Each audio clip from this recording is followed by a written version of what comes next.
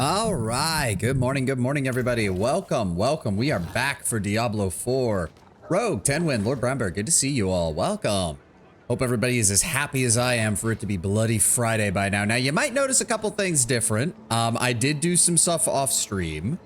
I see someone did the class quest. Yes, because I was not going to wait until like halfway into Act 3 before I got my fucking class abilities. Thank you very much, Tenwin. But yes, I did go and get the soul shards. Currently running with the ritualist shard. So we're doubling down on Hellfire stuff and all of our honestly our largely non-demon spells. Also, we get this guy following us around now. Sucks to be him, Mr. Goat Demon. The map is very flexible. The whole area scaled. Nothing stops you from going anywhere. I know. I did want to do the story in order. I just didn't want to wait till Act 3 to get these abilities. It's kind of stupid as hell that they hold it off until Act 3 of all things. But I also did some side quests. Just got us leveled up a little bit. I'm currently at level 34 now. A little bit better gear. And as you can see, a slightly altered appearance. I found a look that I think I quite like right now. Subject to change, of course, but honestly, it works pretty well. That fucking helm is actually still one of the better ones in the entire game right now, just from looks, appearance. You saved the best stronghold for last? Ah, yes, the Nostrava. We'll get to that eventually. I've been playing Diablo 2 a bit. It's a slow burn. Yes, Lord Brownbear, it is. Welcome to early 2000s gaming. I hope you also enjoy the fact in Diablo 2 that other classes' items can drop for you, thus infinitely increasing the loot pool, thus making your life a living hell to find upgrades. Welcome. There is a reason, Lord Brownbear, that... Okay, so people did not play Diablo 2 in multiplayer just to play it with friends. They played it in multiplayer because it was a desperate hope that by expanding the number of people in the group, everyone would get items that they'd actually be able to use. The social component was just a fucking icing on the cake. Also, I've changed up some of the abilities that I'm using. We're finally getting Hellfire abilities pretty much across the board.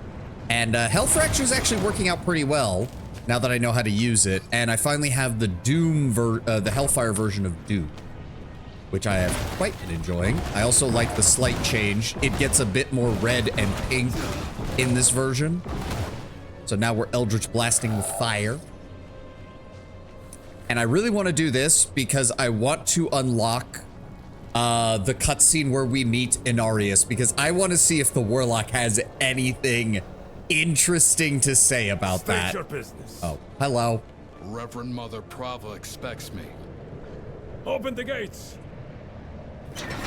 Just once, I want someone to go, the fuck she did, or something.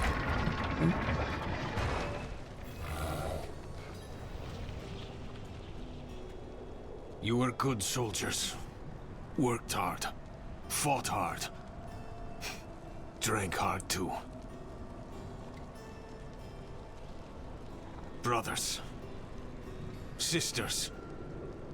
I hope you. It's a good game. The itemization is good, but Jesus Christ, by today's standards, it's bare. The atmosphere carries it a lot, which is hilarious because when D4 became playing D2 had a better endgame, which made me scratch my head because, you know, D2 doesn't really have an endgame and speak reality beyond 2 or 3 extra bosses. I came clean to Prava. I mean, it depends. Okay, so firstly, though, Tenwin, while you're academically correct, I would say the definition of an endgame has shifted dramatically over You're here what the last 20 years have given us. Let's go together. Maybe she'll go easy on me if you're there. Like, by the standards of the time, Diablo 2 having essentially infinite replayability and your items slowly getting better, like, until you rolled perfect on them, was considered the best form of single-player endgame. It was basically unlimited content. Constantly improving, constantly increasing the difficulty while constantly increasing the rewards. By the standards of early 2000, that was practically unprecedented, even for a single-player game. Hell, it was beyond even what Diablo 1 had delivered. Bear your sins. Wonder if that's actually addressed to me. This is no mere armor. This is a holy vessel of the highest craftsmanship. It may uplift the repentant sinner directly to the light. Can armor do that? All right. Let's go talk with Prava then. I'm just emphasizing that compared to today, a lot of fans still insist that D2 is the best experience. Hold. Part of that is, again, He's expecting us. it's not even a case of nostalgia. It's a case of we went for so long without a sequel that you had literally entire generations of video gamers playing Diablo 2. And, like, for the better part of almost, what, 15 years, 16 years? Vigo here tells me you were braver than he. Map of Estuar with a throng of red markers and arrows all pointing towards the fabled city of Chaldeum. Talked to a friend recently who said Diablo 2 is his new favorite. He's a year younger than me. Old soul, that one. Yeah. I think the other side of the coin, Tenwin, the other side of the nostalgia coin, is we have never gotten an action RPG quite in the same mold as Diablo 2 ever again. It was the end of an era, and everything that came after it to try and capture the action RPG success of Diablo 2 usually changed the overall just fundamental nature. It was only 11 years between Lord of Destruction and D3? I feel like that's wrong, but you're probably right, and I'm just misremembering. But even so. Even so. It was a long enough time that okay. I would say, though, that in those 11... Really? Diablo 3 came out in 2012? God, time is slipping away from me. Time is slipping away from me. For some reason, I thought it was different.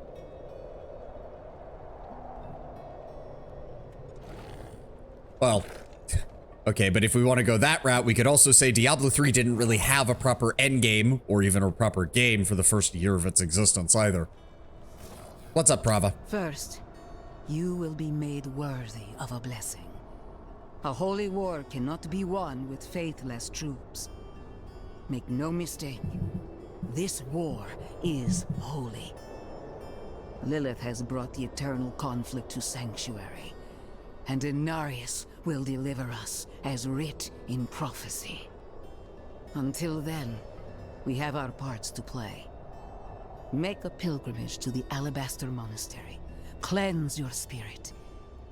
Then we may discuss a blessing.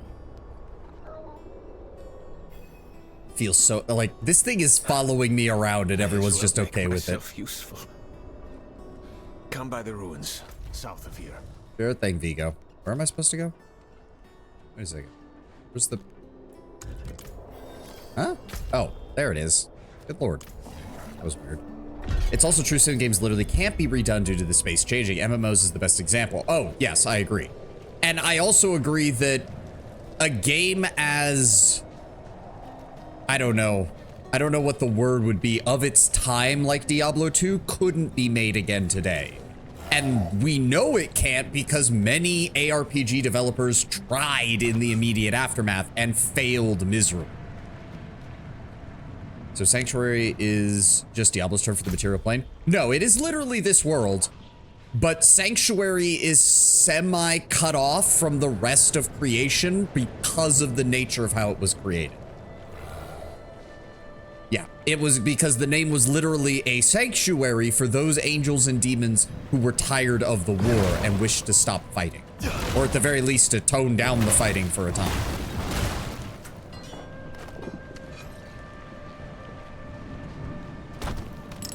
Yay.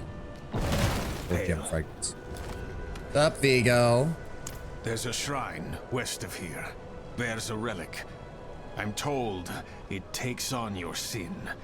Weighs you down, body and soul. Beats the hell out of you. It'll cleanse you. Prepare you to stand before the Father. I hope you don't have many regrets, friend.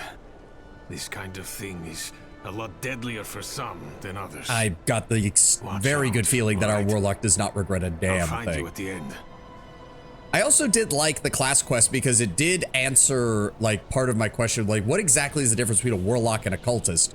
And there is actually one line from the guy who gives you the class quest where it's basically like, the one thing you have to remember is that we never let the demon hold the chain, or we never let the demon take control. The whole idea is that cultists sacrifice of themselves or sacrifice others in exchange for power. A warlock summons up a demon, beats the ever-living shit out of it, and forces it into eternal slavery. The warlock is well aware that this means his soul is still damned to hell when he dies. The warlock doesn't care. I don't think any of these have any change to the dialogue. But it'll clean. Yeah, like, I'm really just looking for the warlock's dialogue, and unfortunately there's no real dialogue change here. The succubus calls me daddy. Unironically, Lord Brownbear. Unironically. Or in this case, actually, I think I can show you. Can I de-summon this guy? Hold on. If I pull that off, he disappears. And then I put it back on.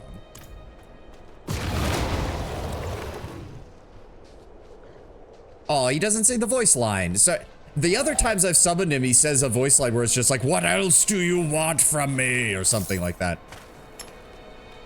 Explains why the demons you summon are in some severe stages of torment. Yeah, I'm imagining whatever spells the warlock uses are basically what put those chains and shit on the demons and immediately bind them into service. That's sort of the warlock's whole thing. So I can definitely understand why a warlock would be against Lilith. The warlock would agree with Lilith in principle, but would be under the assumption of, yeah, except we don't control you, so by the very nature of this agreement, you're holding power over us, and we don't allow that to happen. Have class quests that focus around an equal failing, while the Druid and Necromancer class are more about how now we work together with nature in one aspect or another. At the same time, it's very fitting, given what we know of the sorcerers and the warlocks. Like, as opposed to the druids who have been desperately trying to, like, work with people for the last 2 games. The druids came out of exile to help the barbarians in the plot of Lord of Destruction, don't forget. Like, they've been trying their ass, and the necromancers have basically been just like, if people would just listen to us, we would have solved so many issues by now.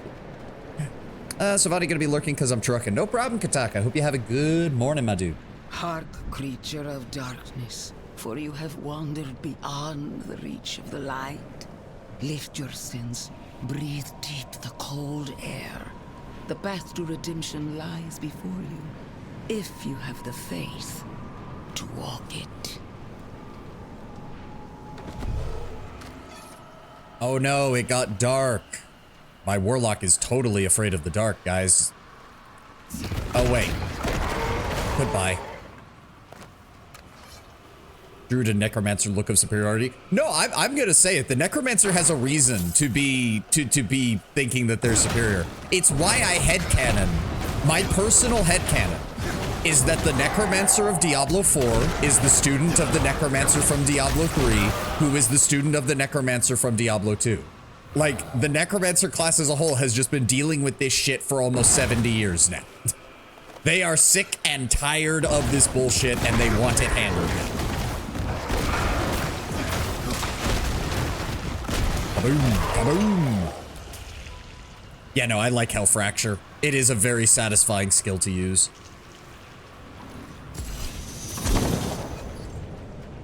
Oh, I have to read from it. Of your wounds. Let the ice into your bones. Welcome your pain. Druid's a bit harder to place because they've only been in 2 games. One of them was a DLC, but yeah, being a Storm Druid is great fun. Yeah, except you can, like, if you're, I'm looking at it more from a lore and vibes perspective than a specifically gameplay. Like, the Druids is just like, oh, our own people exiled us, kicked us out, declared us as heretics. Doesn't matter, we're coming back to save you all. And we're gonna do it twice. Get fucked. Do not resist, you are being saved. Oh, I forgot the fucking altar.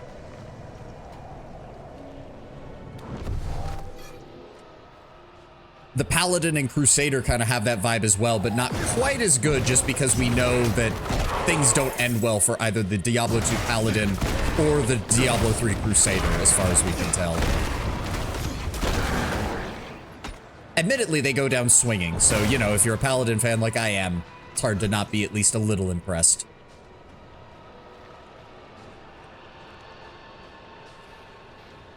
We're here to support our community, tend to nature, and absolutely destroy anyone who tries to stop us. Yep.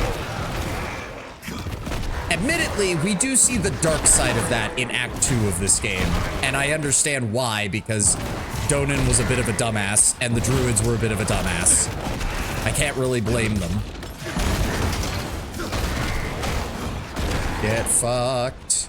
Everything is on fire. Yes. All right, Bravo, what do you want to tell me? Towering over you. Feel how small you are. Even the best of orders can't prevent people from being stupid. Humility. Accept your place in worship to the Father, for he has shown us the way. Yes, Bravo. I'm off to meet your sugar daddy.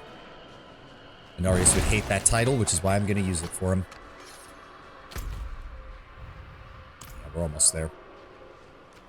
All right, who else wants to try me while I'm half blind? Go on, I know you do. Oh, that's a white item. Fuck that.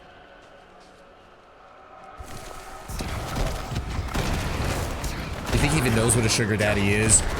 He would feign that he doesn't, but he spent enough time around Lilith and her demons that he absolutely knows, Tenwin. He'd be like, how dare you use such vulgar language around a servant of the heavens? And in his head, he's like, I cannot let them know what me and Lilith did during our honeymoon. Oh my god. The humans' minds would break if they knew just how hard that daughter of hatred Ussi do be hitting.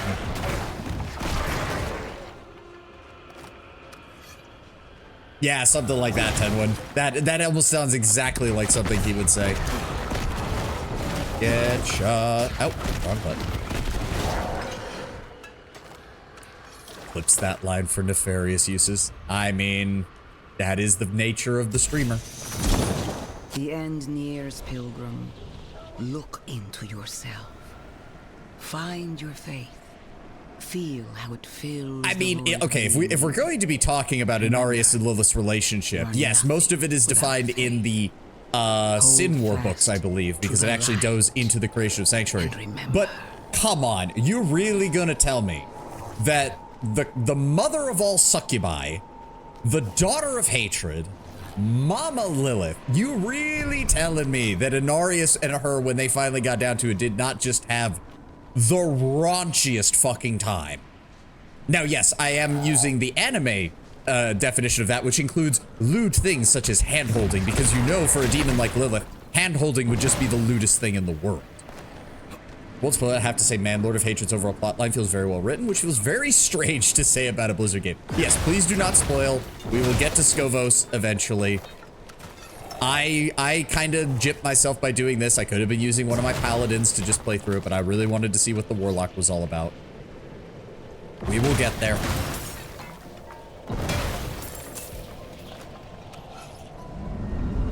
I wish they hadn't, like, abandoned this. Like, there's a couple of these scattered throughout the game where it does the whole dramatic shot and moves the camera back.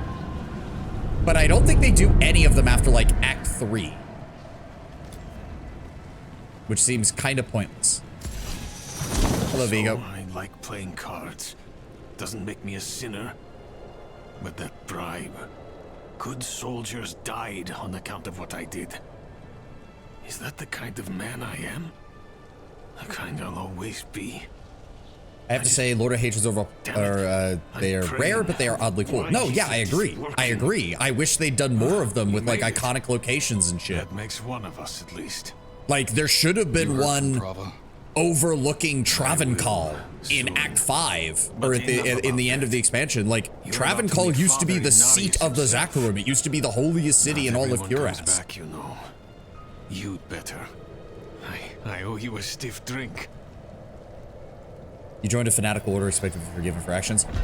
I mean, to be fair, Prava has actually shown, and shows again in the expansion several times, that she's actually pretty good about the whole redemption thing. It's just that in this particular case, Vigo's actions quite literally led to the death of his entire command. It's not just the failings of a soldier, it's the failings of a commander. And that's the kind of thing that a military organization like a knightly order cannot let fly. Because that's the kind of thing that undoes the ability for your unit to function. Like, I don't like what's going to happen to Vigo. We'll see it soon. For those of you who haven't played the game, we will see it soon. I don't like it, but I can almost understand why that was the way they chose for him to go out. Also, as far as deaths in Sanctuary go, Vigo got off fairly light, let's be honest. There are far, far worse fates in Sanctuary.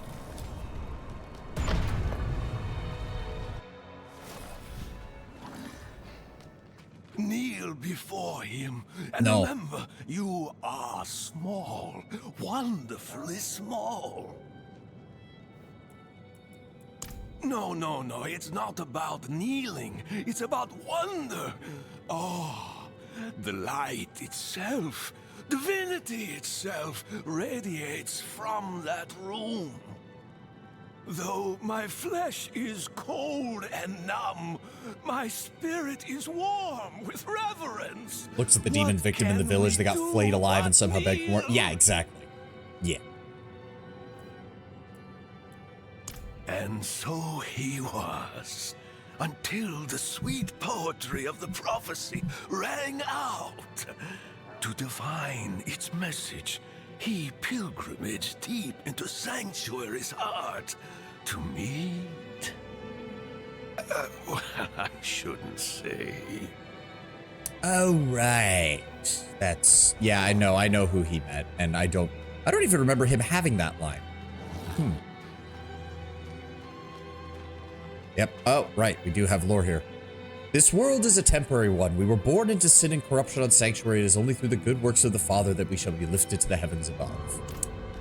Yeah, notice how there's no mention of Lilith or the other demons here, or the fact that Inarius had to steal the World Stone in order to create Sanctuary, or the fact that he then went against his own beliefs and started using the World Stone to support his own power.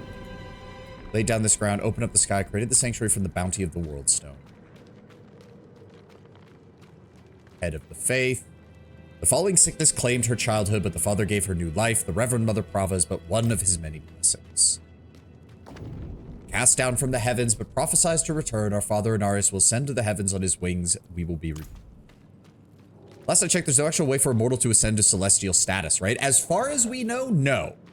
There's some implications in, I believe, the Sin War trilogy that humanity becoming the Nephilim is not technically their end state, so there's some potentiality that humanity could become something more than angel or demon or something wholly unique, but that they have not reached that point yet.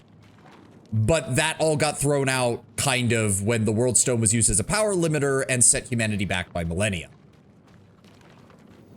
Father of mankind, the Father points the way to the light. By the order of the Knights Penitent, it was founded to carve our path towards it.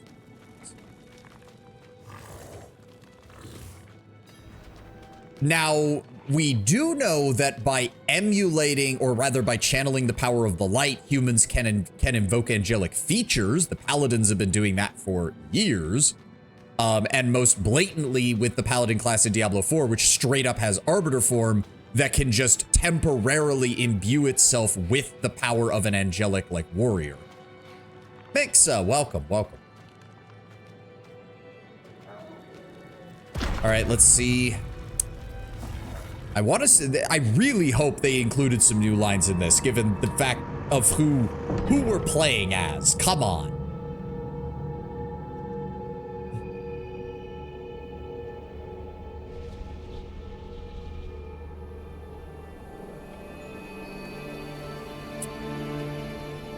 This is how you choose to approach me.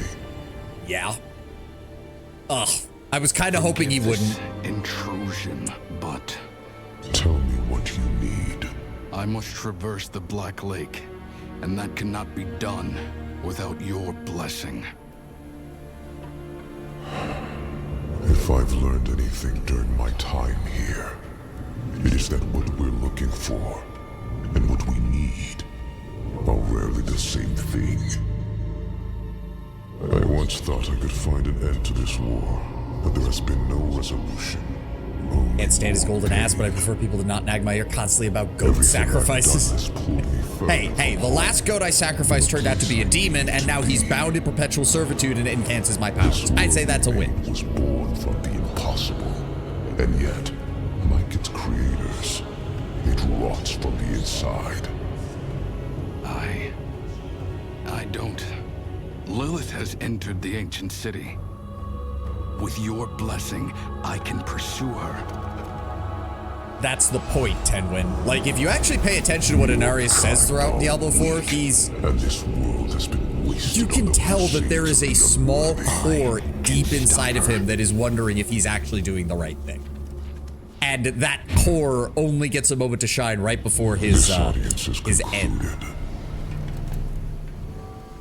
There's a tiny bit of doubt somewhere deep inside. That tiny bit of Inarius that was the original angel who just wanted an end to the war is somewhere deep inside this man's conscious. And it only gets one real good moment to show up before his mistake to not double tap. Yep. Well, technically it happens right after his mistake to not double tap because we'll get there. It'll be a while. I was really hoping for a little bit more from the Warlock. I was hoping, like, even if it had just been, like, a hesitation in kneeling, a little bit longer. At your pace, it'll be a while. I know, I'm slow.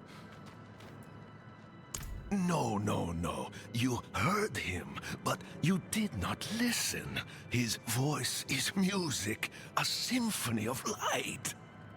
Look beyond the words themselves, and you will find truth. I mean, to be fair, Tywin, we'll probably get a little bit faster.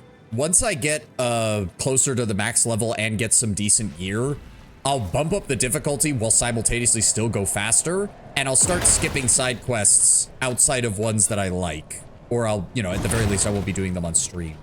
He's a bit of an arsehole. Yeah, he's rude, but he's actually very wise, I mean, yeah, that's pretty much what that conversation comes down to. All right, let's get back to Corvalar.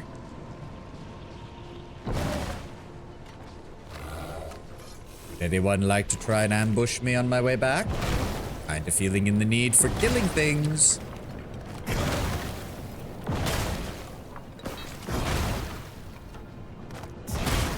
I do appreciate how many things. If anything, I would put more stuff that's destructible in the terrain. Like, I honestly would in a game like this. Just give me the ability to randomly break shit all over the place. I don't care if it's completely pointless. Someone really should make a list of essential side quests that contain lore details that are genuinely important. Yeah, the problem is that would exclude, like, 95% of the side quests, especially from like Act 1 and Act 2. Well, Act 2 maybe not as much, because there are some druid side quests that help at least explain why, maybe not explain why, but at least provide some insight as to why some druids would just say fuck it and sign up for the demons, the way that their leaders did. It adds some appropriate context. Blasted.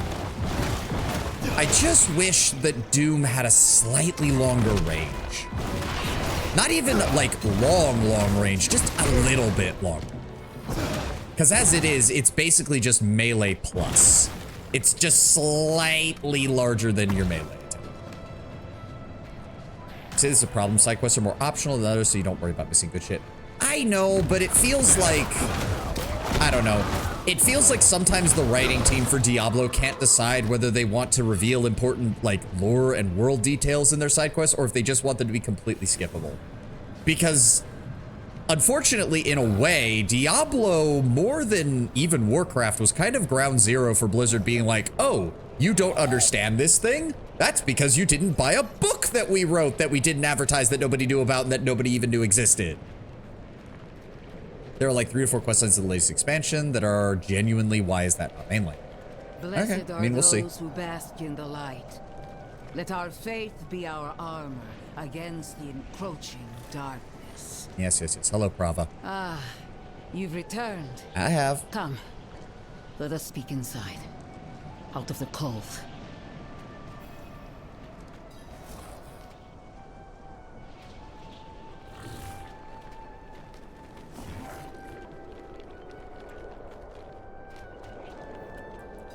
All right, Inarius refused to Yet bless you me. stand before me unscathed. I know his ways. That is approval enough for me. In the name And I love how of you the can see the light, disconnect I here, bless because it's like Inarius May purposely, the light definitively flow said, through I don't bless and you. keep But because Prava's so from blinded by her corruption faith, and she's like, sin. well, he let you come Our back, so victory obviously things must be is okay. prophesied in the heavens. It's also why I do give Prava a little bit of leeway, as we will see here. Well, a little bit of leeway now. She gets worse, then she gets better towards the end of the first expansion. It also implies Inarius is very smite happy. Yeah, I mean, to be fair, the first thing he did upon returning to Sanctuary was basically gather together some followers, beat the ever-loving shit out of demonic incursions, and then crush what was left of the Zakaru. Guy spent probably the better part of, because he's been back for about 50 years, Guy has spent the most of that on a warpath. So I'm not surprised in the slightest. Like, don't forget, there is legitimate evidence in some of the background details for Diablo IV that the Zakarum Church was starting to get its feet back under it to actually reform and be a proper religion again for humanity. And then Inarius showed up and shit-kicked their crap in. Basically saying, nope, I'm the true creator of Sanctuary, I'm an angel, follow me. Which also probably caused at least some of the Paladins and Crusaders to go, wait, an angel? Yeah, I guess we should be on their side. An outsider. I could use your help. A dying knight mistook me for his... He said his party of knights... Yeah, the Red Child. There's no dialogue here. Thank you for the quest. I'll do it if I find the time. Part of me is surprised that you don't play Spiritborn as a centipede build. Insect-related joke. I never really liked poison builds in most games anyways, and I played Spiritborn and Jaguar was okay with the bleed damage, but overall, it was just a little too squishy. Like, I can see how it's very much a glass cannon, but the problem is that glass cannon and melee in an action RPG is usually a horrible fucking combination. All right, now it's time to go deal with Nyrel's quests. Spiritborn looks are generally great at times, not on male Spiritborn though. You can find a couple good looks on the male Spiritborn, but yes, most of the Spiritborn's good stuff looks better on the female models. Hello, everybody. Everything explodes. Everything explodes. I do appreciate that the hell fractures really are just that big. They make seeing the ground a lot harder when it comes to enemy, like, attacks, but fuck it. It's still impressive. Goodbye. Everyone explodes. All right, Nyrel, where are you at? Boom. Imps. Not my fault, it's usually bare belly and skin tight suits. Yeah, I mean, I kind of had to do the same thing with this because some of the chest pieces for the warlock are pretty notorious. Like this one still has a little bit showing, but at least it has like metal around it so you can at least somewhat see it. And the legs have a lot where it's just like, do you want to see my thighs? It's like, okay, well, I don't, but I'm sure somebody does.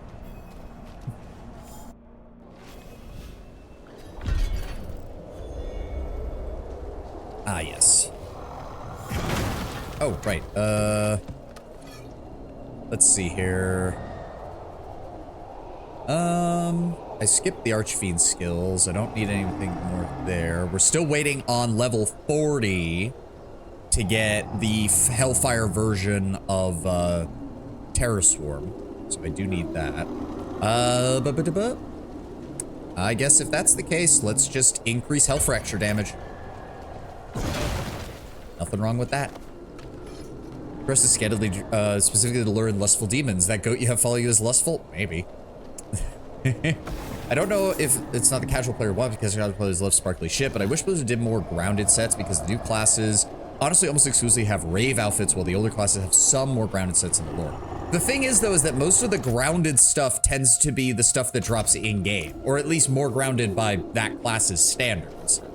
The stuff in the cash shop is obviously meant to just be fancy ass shit.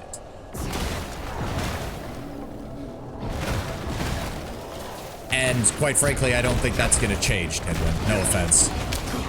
I don't think Blizzard gives a crap as long as it keeps making the money. Bye. Farewell. Everything must explode.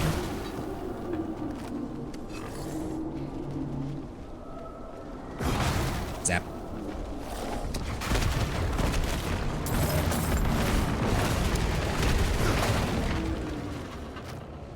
I don't remember what we actually have to do with this place. I think you just wander around for a bit and then you find the way out. Eventually. I don't remember. It's been a while since I played this part. Have I mentioned that? I think I've mentioned that a couple of times. To be fair, as I said, Act 1 really is like the weakest of the acts. All right. Stuck in an illusion created by the Horadrim. The portal will lead you through this crude trap.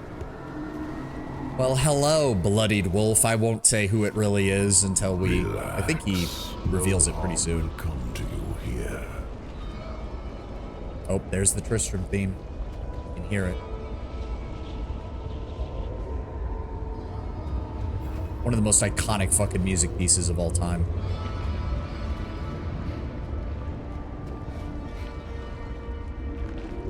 You know, I thought that maybe there was more around here, because I haven't actually explored this place before, but nah, it's just the Hell Dimension stuff with a vaguely Tristram-looking shape. Hello, chocolate voiced wolves, voiced by Steve Bloom. Really? That's Steve Bloom? Sometimes I forget his range, but that's because so many places hire him, and then they're like, hey, we just want you to do your Spike Spiegel voice. An admirer of sorts. I saved you in the mountains. You'd lost your horse and crawled into that cave. Would have frozen to death if not for me. Get to the point, demon. What do you want? Oh, it's very simple. You want to stop Lilith, and I want you to succeed. But you'll never do that. You can hear by it? following I can't. Horadrim. But that might be the slight reverb they added to his voice to give it the demonic effect.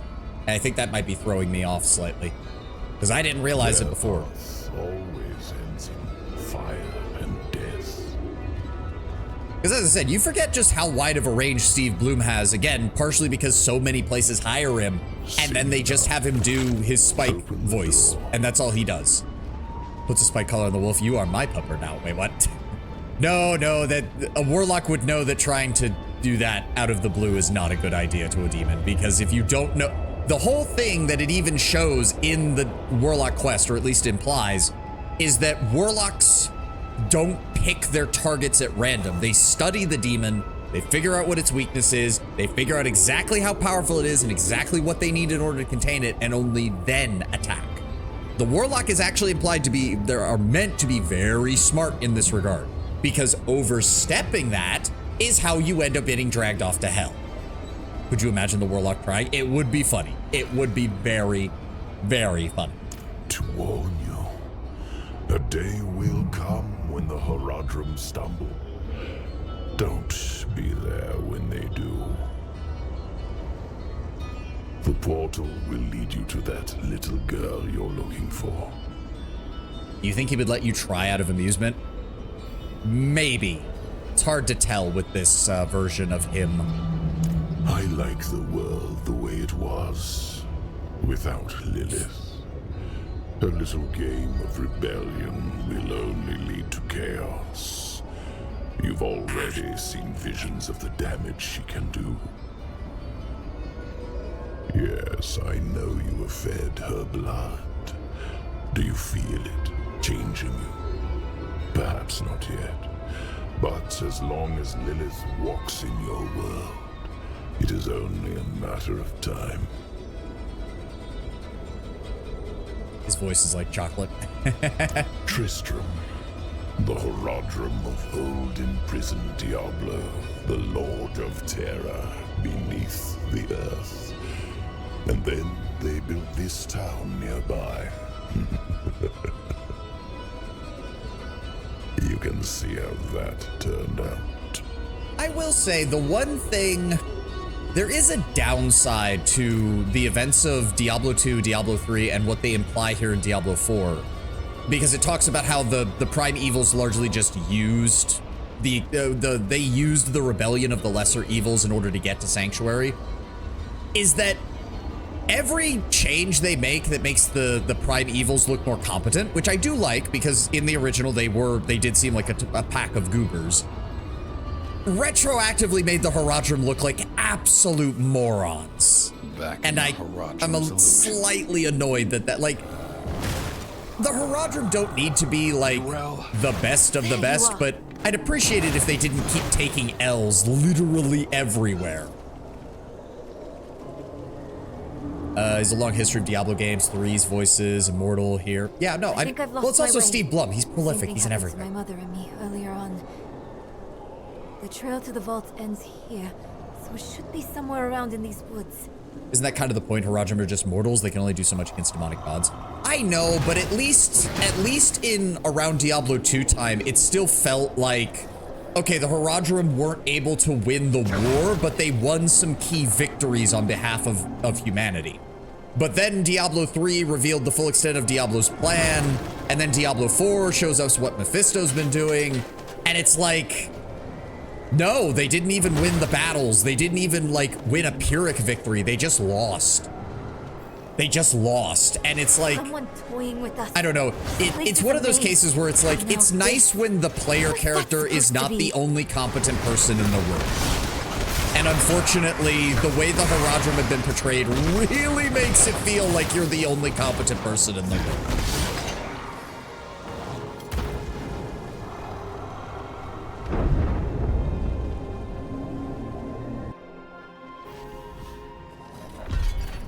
And I mean, you are saying there's only so much they could do against demonic gods, but the original source material for the Haradrim back in the Diablo 1 manual openly states that they were some of the greatest sorcerers and magic practitioners that have ever existed. The first generation of Haradrim were no joke. Many of them were veterans of the war between the Vajeri mage clans. These guys were powerhouses by the not even just by the standards of their time. As we found in Diablo 3, Zoltan Kulle was basically unstoppable. And yet they still, like, it's not even a case of they won the battle but lost the war. They just straight up lost. The Haradrim Vault. It would be mad funny if Diablo never shows up in Diablo 4. It'd be a little, actually, I would find that a little annoying simply because I'd like him to at least, I don't necessarily need us to fight him, but I would love to see Diablo and Baal's take on what Mephisto's been doing. Because remember, they work together sometimes, but the prime evils deep down still despise one another. Not what I expected. I mean, Diablo's plan in 3 was basically to fuck over all of his siblings so that he could ascend as the prime evil. To help us cross the Black Lake and stop Lilith. Yeah. I know you need the book, Mayrel. Let's go.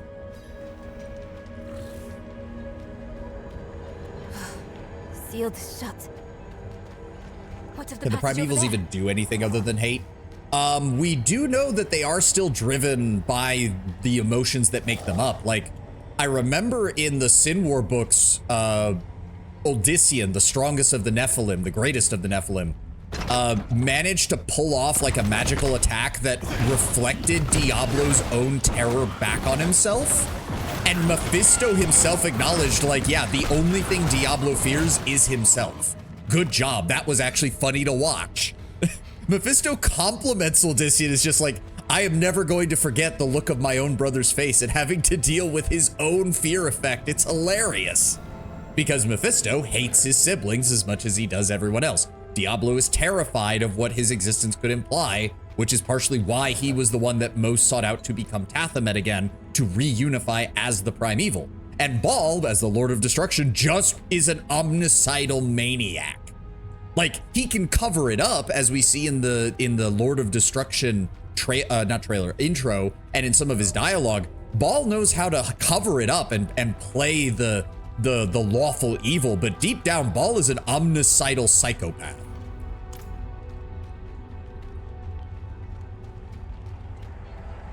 This is...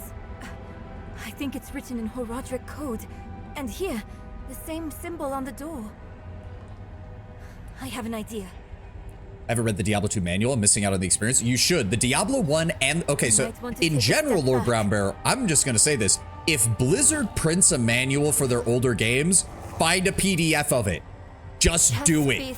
Most of the world building is in it. Most of the backstory is in it. You'll have descriptions of things like even basic skills. Like the Diablo 1 manual has a like 2 to 3 long paragraph description for every magic spell in the game.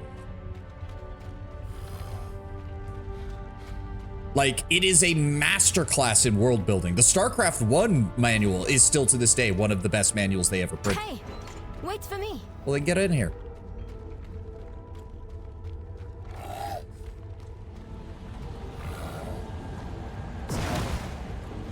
God, I forgot how slow this section is. It's the same seal as before. Should be easy enough to break it again. I think honestly D2 and D3 did not give the Why would Primevals the image someone they use should it because I've here? stated before they don't really seem to give One their way to name as find much credit out. as they should. Lord of Terror, Lord of Hate, Lord of Of Destruction. course. The We can't books let do a anything much stop better us. job of that, Tenwin, I'm not gonna lie. Although I'll I open the think door, and if we in split Lord up, of Destruction, we'll work Baal faster. actually got a pretty good shape. Only I if think you they did stay show on Baal this pretty side of the well door. in Lord of Destruction. It's just that his screen time is still fairly What limited. am I looking for? Now, Diablo and Don't you Mephisto know? in Diablo 2 and Diablo 3, not very well. Diablo Or got a anything little that will bit better help us when it cross was the Black sort of Lake. revealed that his grand plan was to get the other Prime and Lesser Evils killed so that their souls would be forced to merge in the Black Soulstone. That's the kind of long-term thinking that was actually an interesting plot point. But Mephisto, for example, like, we didn't get anything until now, until Diablo 4. So I am glad they did that, and I am glad that they do a very good job with Mephisto.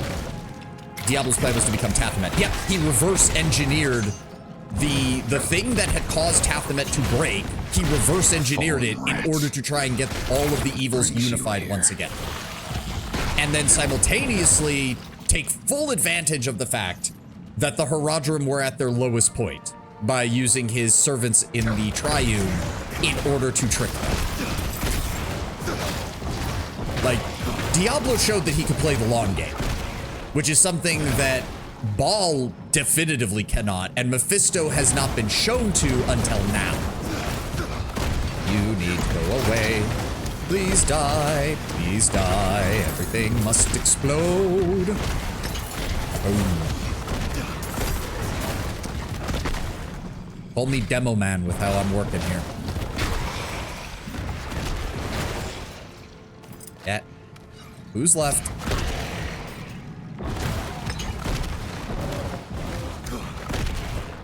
There's always some grand irony to killing beasts made of fire with a fiery explosion. Like, how do you burn to death that which is made of fire, and what would it feel like? Like, imagine the horror of a fire elemental that is immune to fire burning to death. Would they be even able to comprehend what was happening to them? I'm just saying, if Diablo pops up again, I want them to really go full Lilith and Mephisto with this betrayal. Him popping up in a city or even being summoned or whatever should cause the city to tear itself apart just by his presence without even lifting a block. Yeah. If I recall correctly from what I read, the other side of the coin as well is that part of the reason Diablo is able to plan for the long term is because he's actually, this is kind of fun to say, but by the standards of demons, he's the nicest of them to work for. Like, Mephisto hates his own servants with a burning passion. He hates all existence. Baal is just, as I said, an omnicidal maniac. Hold on, let's deal with you. And most of the lesser evils are not much better. Diablo actually is one of those cases of like, look, as long as you serve me competently, I'm going to reward you. Like, I'm going to actually fulfill my bargains with you. Just make sure you actually follow my instructions. If you fuck up, that's an entirely different question. But compared to Mephisto, who occasionally just sent his soldiers out to die for no reason, and Baal, who occasionally purposely killed his own armies for shits and giggles, Diablo's practically a saint by comparison when it comes to working for him. Yeah, like, Diablo showing up shouldn't even be in person. It should be like, you think you're tracking the Lord of Terror, And then it turns out you were just following one of his lackeys because Diablo couldn't even be bothered. And he's already caused a lot of problems just by being around without even having to interact. Now, why would a demon give a damn about a book? I don't know. Reckon Let's find we'll out. see. Better get back to Neyrel.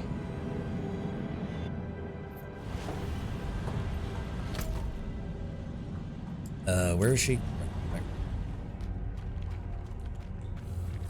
And yes, there are some writings in, I think, the Sin War trilogy where it explicitly states, like, Diablo didn't have to do anything with a lot of his shit. His mere presence causes problems, more so than the others.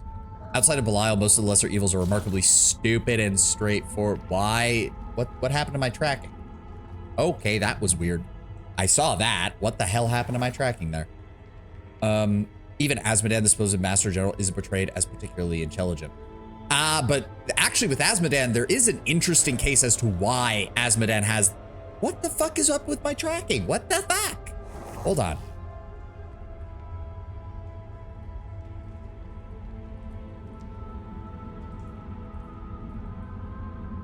You feel like... No? Okay, so if I turn too far to the left, it loses all tracking. What the fuck? Okay, that's... Okay, that's just weird. That's just weird. Okay, where was I? So the interesting thing with Azmodan though, Tenwin, remember he is the what is it? He's the lesser evil of sin. He represents the 7 deadly sins in their excesses. One of those what is it? One of those sins is pride. Now he is a decent general. The book portrayals of him actually show that he is a decent general. But the fact that he is bound to his nature and the lesser evils, it is pointed out that part of the reason the lesser evils are the lesser evils is because they are even more intrinsically bound to their natures of what created them than the prime evils are. So like Duriel's the greatest example. Duriel is almost an animal. He doesn't have thoughts. He just kills and maims and destroys. He's almost as omnicidal as Baal, but with none of the intelligence. The only other person who can communicate with Duriel is Andariel, and that is because she is his twin sister. That is the only reason she can. No one else can, aside from the primevals who can kind of just force Duriel to go in the direction that they want him to kill things. He's literally a mindless brute in the purest definition of the word.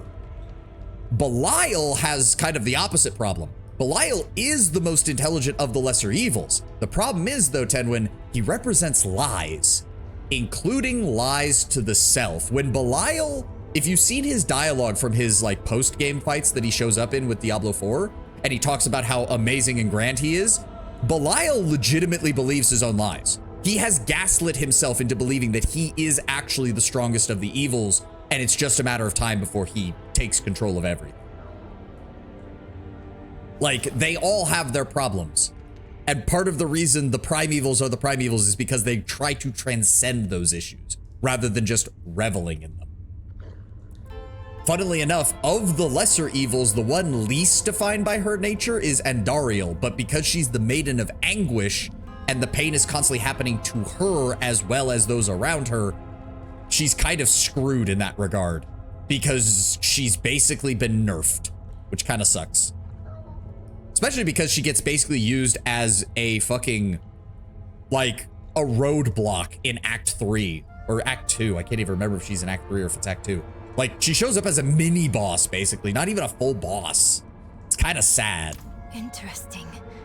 This ledger was written by the Haradrim.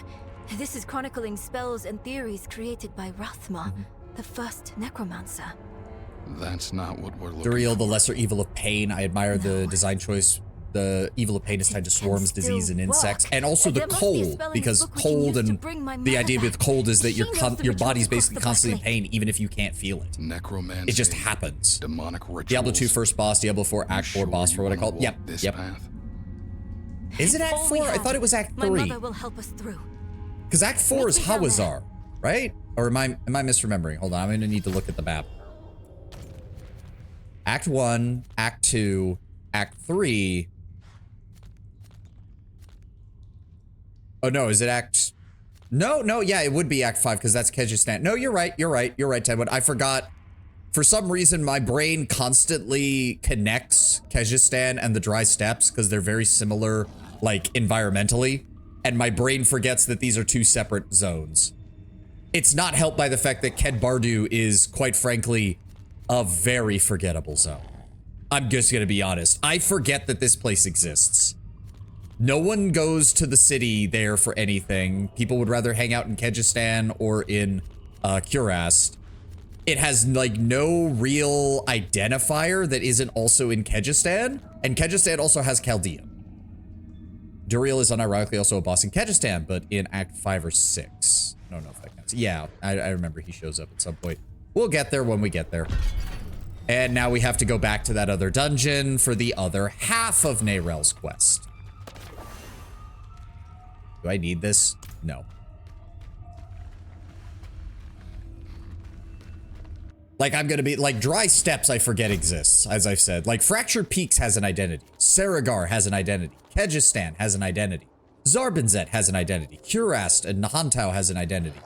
The Dry Steppes really doesn't. It's almost an extension of Kyrgyzstan, which, in some ways, I can respect, because historically, the Empire of Kyrgyzstan controlled all of this as its core territory, and reached into parts of Skosklin, Kiovashad, Zarbanzet, and Kurast. It was the power of the Eastern Continent for the longest time. But yeah, I forget that the Dry Steppes even exists. And now we have to go back and do this dungeon again. Come along, Valok. Right, that was your name. You need to help me kill things.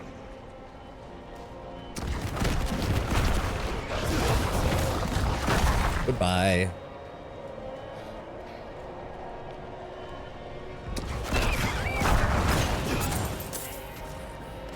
I do wish we would get a couple of legendaries dropping. Like, we've seen literally one so far. Usually I get one every 5 or 6 levels when I'm leveling up, but I haven't seen any but the one.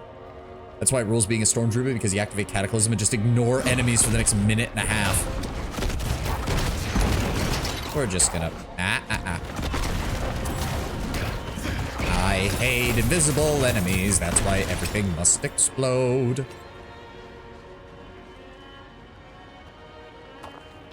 I mean, you don't have to tell me anything that I don't already know, Tedwin, because I was playing a Brandish Aura Paladin in fucking, throughout most of the beta. And that shit is literally just auto-attack anything that survives even getting close to you. Fucked, get fucked, get fucked. I have artillery. Fucked, get fucked, get fucked.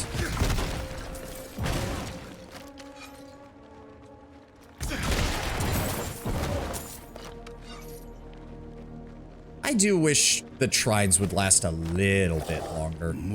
They always feel like they run out really fast. But I guess they are fairly powerful. So maybe I shouldn't complain too much. A-boom. Honestly, my main is at the stage where if I want New Garrett's a fight of who hits first, because I can instantly vaporize most enemies, but their hits and explosions can do the same. Yeah. I mean, that's just high-end action RPG gameplay in general. Given how hack and slash games like this work, it means that at some point, statistically, attempting to jump someone becomes more dangerous than being jumped. Yep. I'll explain on the way. Wait, what? Oh, okay, right. Yep, we have to go all the way there, and then we have to do an entire new dungeon inside there that is basically a repeat of this one.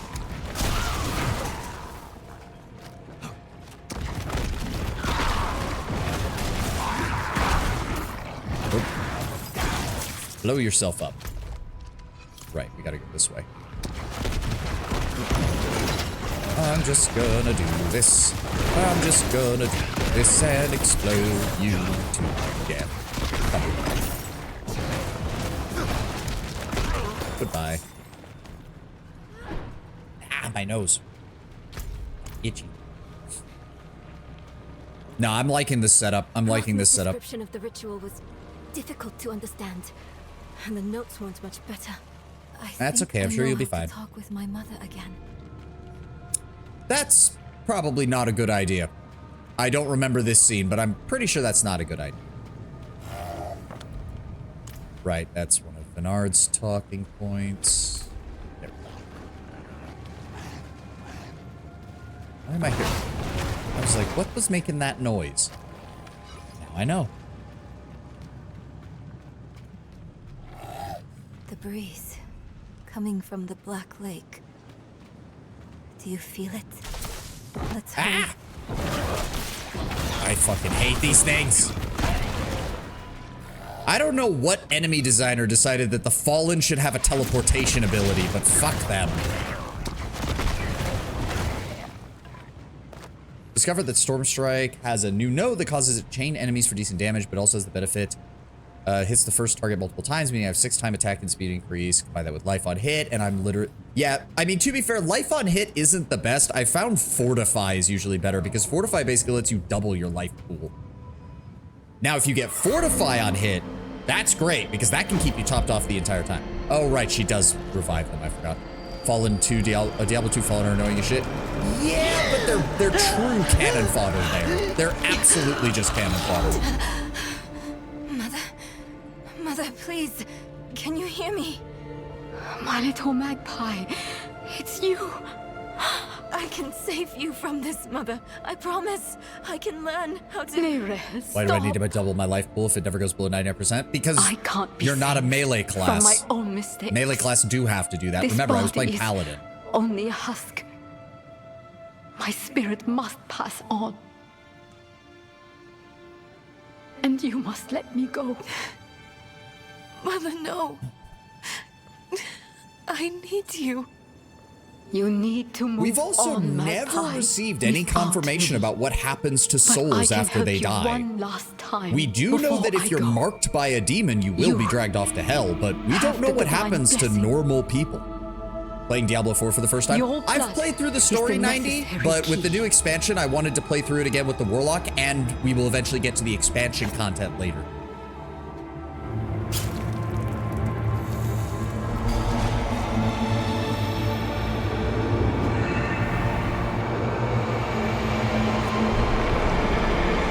Less of that in Act 2, though.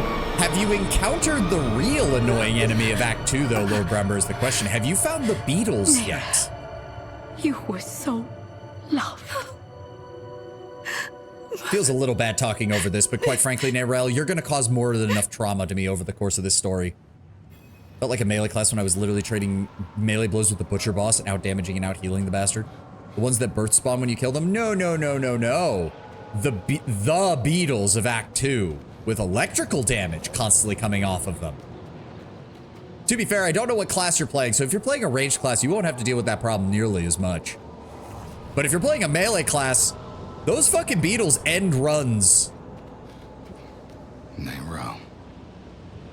The way is open. We have to go. Druid? Well, I mean, that is... But Well, that didn't answer my question, because Druid has both melee do you and think ranged Lilith is builds in even Diablo still 2. here? It's been so long. I'm afraid she's won this one. Besides, I have to take The care. beetles. Here we are in a yellow of my desert zone. mother. In a yellow desert... But it's not I don't over know yet. what that means. I've been Not more galled for by the you. zombies who keep getting damage. Oh, Lilith yeah, was the after mummies. Rothma. Yeah, the mummies that leave Find the him. poison clouds. Learn Those are why. also... Yeah, oh, werebear. Yeah, you're gonna hate I'll be those. back You're at the gonna vault. hate those. You're All gonna right. hate those a lot. Well, I mean, I know of its existence, Tedwin, but I'm not a big Beatles fan. Raw, malignant hatred. Fresh as an open wound. Lilith was here. And she was not pleased. Still, nope, we need 4 more levels before I can pick up Searing Infestation. Alright, more Hell Fracture damage.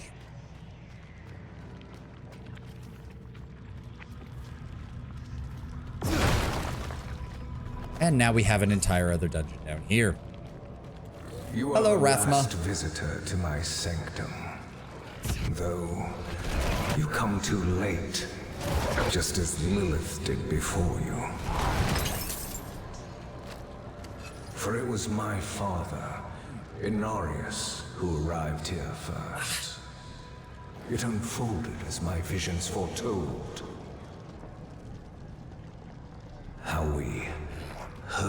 towards the prophecy's end. I am a little annoyed that Rathma, the first Nephilim, the firstborn of Inarius and Lilith, I kind of am a little annoyed that this basically implies that he just did nothing for a couple thousand years, which is really kind of, I mean, yes, he founded the Necromancers. Yes, I get that. The whole thing with the Necromancers is that they want to balance light and dark because they believe that is the nature of Sanctuary, and that balancing it will produce a better outcome than following pure light or pure dark. I get that, but it's still kind of annoying that this literally confirms that Rathma just sat around for 6,000 years and did nothing. I saw shattered images of the end of Sanctuary. The scales of a great serpent carried these visions.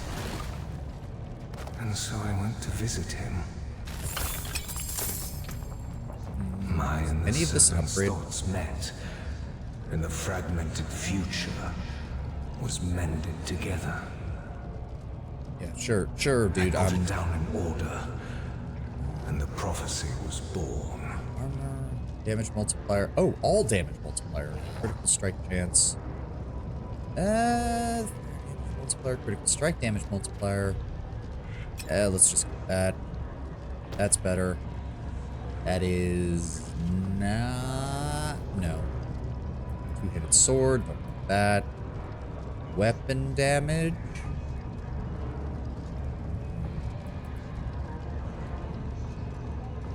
Willpower, life on hit, all damage multiplier. That'll work. Alright. You really think the mummies and beetles would be his problem in Act 2? Really? And not him? Everyone has problems with him. There are several hymns in Act 2 that can be a real issue, depending on your build. I need to destroy the tumors to go any further.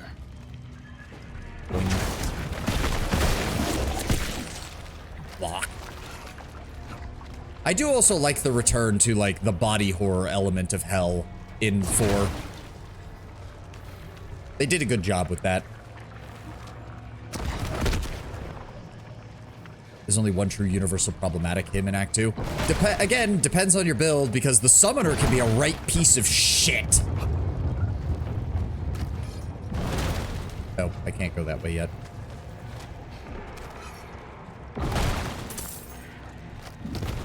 Zap. Which one was that one? Is that the one up here? Yes, it's just taking a while. There we go.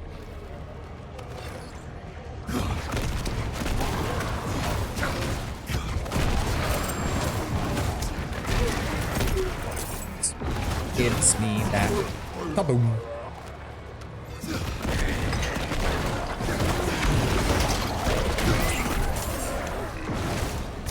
Nope.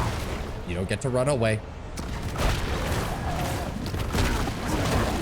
Goodbye.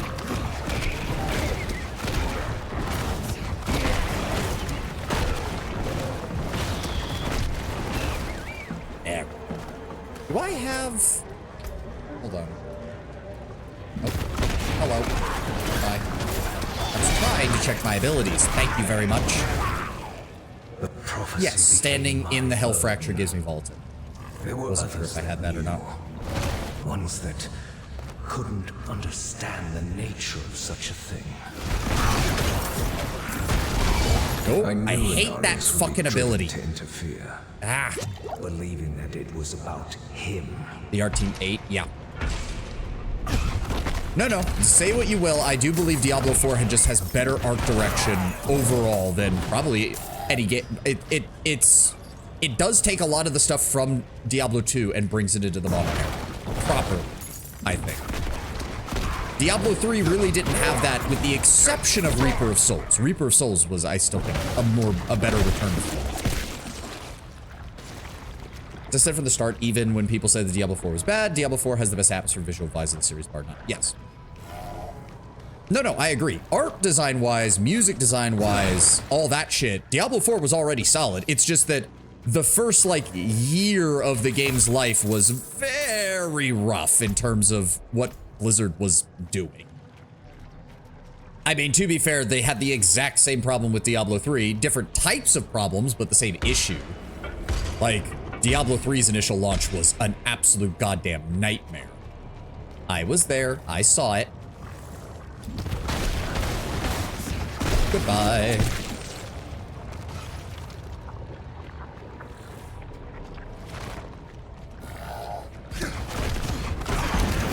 No. Stay there. Nope. Sons of bitches. That blade, that axe, you all need to explode. So do you. So I locked the gates to hell.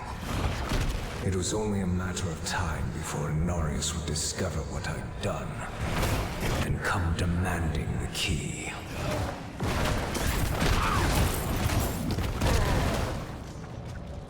I mean, I guess you could argue, yeah, the whole locking the gates of hell was probably important, but I mean, it didn't really stop. To be fair, from the sound of it, and from what I recall, he locked the gates in such a way that nobody could go in, but things could still come out. Once tried to play Diablo Immortal just as a fine, it's the only Diablo game I haven't tried. The story was unremarkable, but then I hit a level requirement wall and just went, nah, it takes too long to grind levels. Understandable. Diablo Immoral. Diablo the April Fool's joke. Is this a out of season April Fool's joke? That one man just shit-canned all of Blizzard in that single moment. And it was deserved. It was entirely fucking deserved. Oh, you refuse to give me the key. You stand in the way of the Savior. The holy blood in your veins should be boiling. Nothing you do will change the future I saw. I create my own destiny. That's the name of man, Jesus Christ. Imagine saying there for Diablo 30 crime revealing a phone game. Just a small part of it. Yep. And next year they announced Diablo 4. Yeah, all they had to do was drop a teaser trailer for Diablo 4, and the entire crowd would have cheered. The entire crowd would have cheered.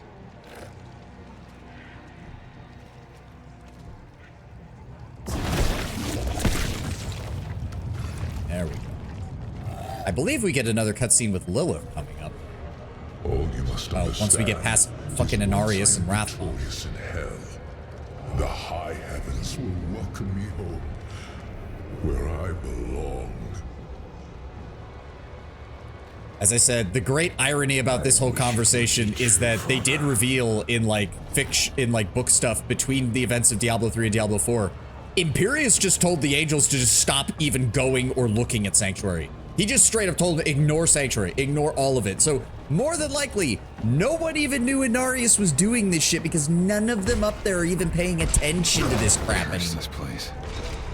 I'm being followed.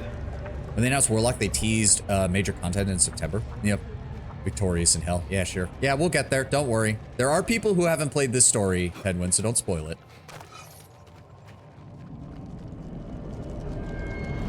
Balance's Sanctum. It's just a shame you can't really see much.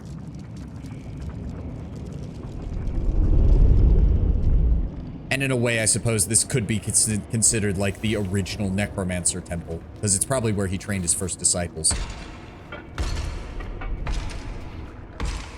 Did the books reveal what Imperius thought about Tyrael? If I recall correctly, he still, like, the funny thing is that even after giving up his angelic nature, Imperius still saw Tyrael as a brother, basically. Because that is the one thing about Imperius, is like, yeah, he hates mortals. He does. He hates mortals almost on the same level of demons. But he truly does care for the rest of the angelic host. Imperius would literally do anything to protect the rest of the angelic host if he could do it. Outsider! Beyond this chamber, there's nothing but death and mourning. How fitting it shall be your grave. Hey, Knights Penitent, welcome. Thanks for the help. Because right now we can't do this. Nope. Goodbye. Hey, a legendary. Nice. And unfortunately, I know who's inside this thing. Let's get a good look at it, though, before we... Like, I do appreciate that this is essentially Magitech power armor, basically. Faith-driven Magitech power armor. It just sucks that the inside of it is, that armor is so 40k. It literally is. This is like a primitive penitent engine.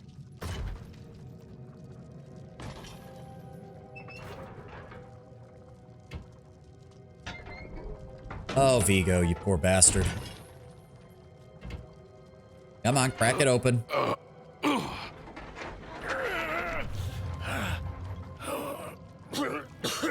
Vigo, who did this? I have done all that was asked. The pain is gone now. This was a just punishment. A stronger man would have refused Venard's bribe. Nerel. Nerel, is she safe? Yeah. Considering how they're posed, did they cut off his legs? I don't think so. I think they're just jammed. Because notice that the bottom of the torso still goes down a few feet, or at least a little bit. I think they're just jammed into the bottom of the machine.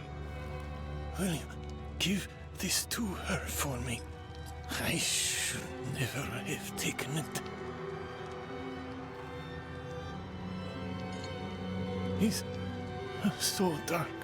I have repented. Do you think I was too late? Basic and first X pack, still in the initial missions of Lord of Hatred. Kind of plan to be on level 70 and then speed on the story. Understandable. Do you not see it, friend? Yes. Yes. I see it now. They have come. In a way, it's almost more impactful to have a Warlock say that, because you know the Warlock doesn't believe it, but he knows that Vigo does. Yep. You didn't need that armor to prove your worth. That's a generic friend. Ability. The duration of any volatility or demon form you game is increased by 176%. Ooh. Oh no, if you have the other. Oh, so it's a Hellfire demon form, not Hellfire occult. Fuck. I thought that was going to be something good. I mean, it's still a straight upgrade, so we're going to be using it. Damn. But how necessary were the spikes? It's a punishment. Yeah. I don't think... Yeah, no, because see how the blood is, like, pooling up? The torso extends down slightly. I think his legs are in there, but the inside is filled with spikes, so he's literally... He wasn't really standing.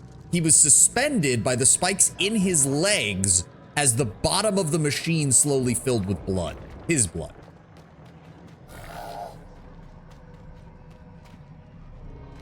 Yeah, no, it's a punishment. It's literally a redemption. It's a primitive redemption engine from 40k, basically. I will not ask again. I will not. Makes me wonder how long those things can be used. You don't need to. We don't know. It's probably not very long. Lifted from my corpse, under the watchful eyes of the great serpent in my sanctum. If you are chosen as you say, it will come to pass.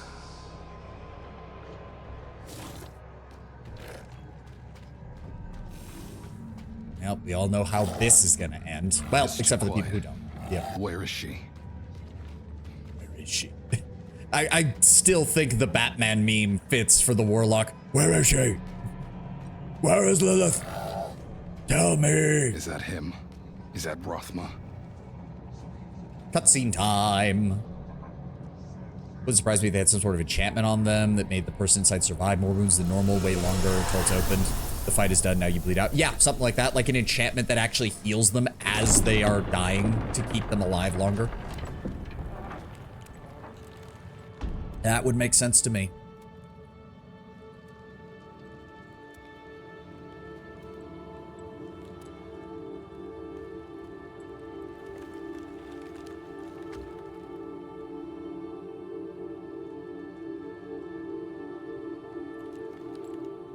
I don't know if you would have chosen to stand beside me in this new world,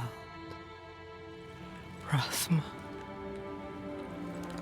But I would have saved your place, just the same. And now, all that you might have been has been stolen from me.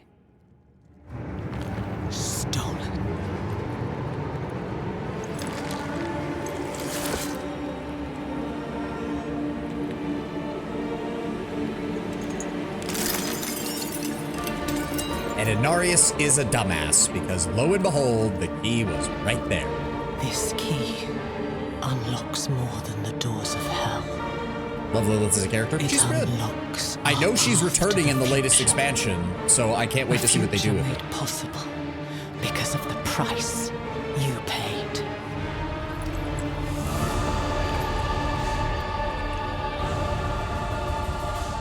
Your sacrifice will not have been in vain. Rathma is the OG necromancer, right? He is the OG necromancer. He is also the first of the Nephilim, the original humanity before they had their powers limited by the World Stone. He is well over 6,000 years old or something along those lines. He has been around for a while. He founded the Priests of Rathma and then kind of let them go off and do their own thing. And it's actually kind of telling that the Priests of Rathma, despite thousands of years, are still like ardent to the original traditions established by Rathma. It's why, surprisingly, necromancy does not, like, necromancy has a bad reputation, like, in terms of like how people perceive it. But as far as we know, there have been very, very, very few corrupted necromancers. The Priests of Rathma actually police their own very well. Angel's an idiot? Yep. Father's tender love. Well, Father's tender lover. I mean, Lilith was on screen 90, so it's not wrong either. It's not wrong either. What killed him? The spear through his chest. I guess you missed that in the cutscene. When Lilith came in to look at his body, his own staff had been impaled through his body. So that's the thing, Lord Bremer, is that being a Nephilim just makes you more powerful. It doesn't make you invulnerable. You're essentially immune to aging, but you're not immune to, you know, someone tearing your fucking heart out. Lover, bitch. She wasn't his lover. She was his rider. I don't know. Lilith strikes me as the kind of woman who is the penultimate switch. Some days she wants to be on top and completely turning Inarius into her bottom bitch, and other days she wants consensual hand-holding in the missionary position. I was more asking who drove the spear to his chest. Inarius. It was Inarius. Hey, Dweller, welcome. I see you in the YouTube chat. Gave MechWarrior 5 Clans a whirl last night. Not bad. Yeah, I'll be getting to that eventually as well once we get through the MechWarrior 5 baseline story. Lilith is a switch if you're stronger than her, so she is dominant. Yes, but Inarius was like the one person who was, so... Because don't forget, when Inarius helped create Sanctuary, he got a sliver of the World Stone's power basically imbued into him. He did, for a time, become like the strongest angel in existence. So you say Inarius is a total sub, hard on the missionaries. No, it's... The reason I'm saying Inarius would do it missionary styles because I imagine that's all angels know. Oh, right. This is why I hate this place. You can't just teleport back to where Nyrel is. You have to walk all the way back. Because someone at Blizzard is a fucking idiot. Inarius is an innocent little choir boy. He unironically started as that. Like, if you look at the books, he pretty much did start as that. To be fair, most of the angels do. Like, it took Tyrael watching humanity nearly get snuffed out before he started to develop a conscience. And Imperius is just a jackass.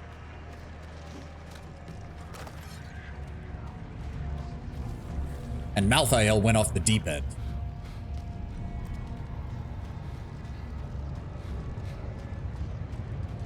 Walking, walking, walking. Blizzard won't let me teleport out of this dungeon, you fox.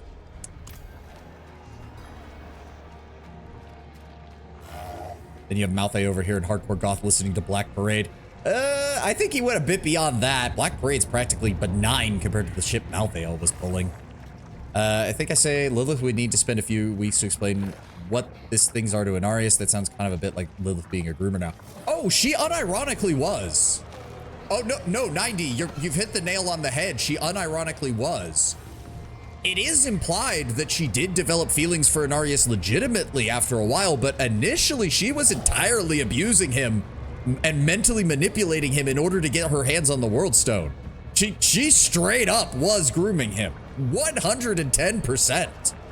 It was only after Sanctuary got built up and she started essentially being she was away from the influence of her father, Mephisto, the aspect of hatred, that she started to legitimately improve. And then she discovered that the Nephilim were stronger than both angels and demons, and the demonic nature came back, and she wanted to build an army of humanity to crush all opposition and conquer the galaxy, or the universe, or the multiverse, or however you wanted to describe it. Malthael is a concept, the Archangel of Death. Well, the Archangel of Wisdom becoming the Archangel of Death, because he went full nihilism. Pretty sure I have to walk out of here too, because the game doesn't let me just teleport out of this place.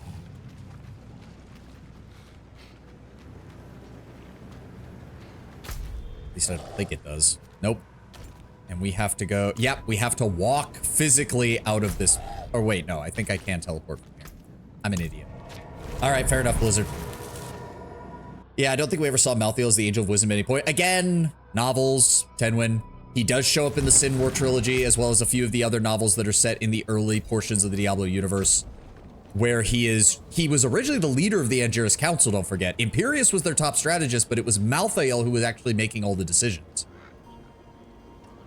Are any of these any good? Oh. No, not you. Where's the, there we go, blacksmith, disassemble. Could salvage that. Thank you. The problem is that the existence of the Nephilim broke Malthael's brain, because the concept of something having both demonic and angelic nature just went against everything that they had ever known in creation. Such a cool villain. Well, yeah. I hate these fucking things. No, stop chain stunning me.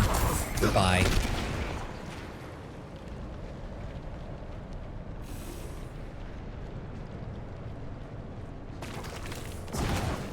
The Iron Trunk. We need more evil angels. I was really hoping, I remember a buddy of mine when Diablo 3 Reaper of Souls came out, we were convinced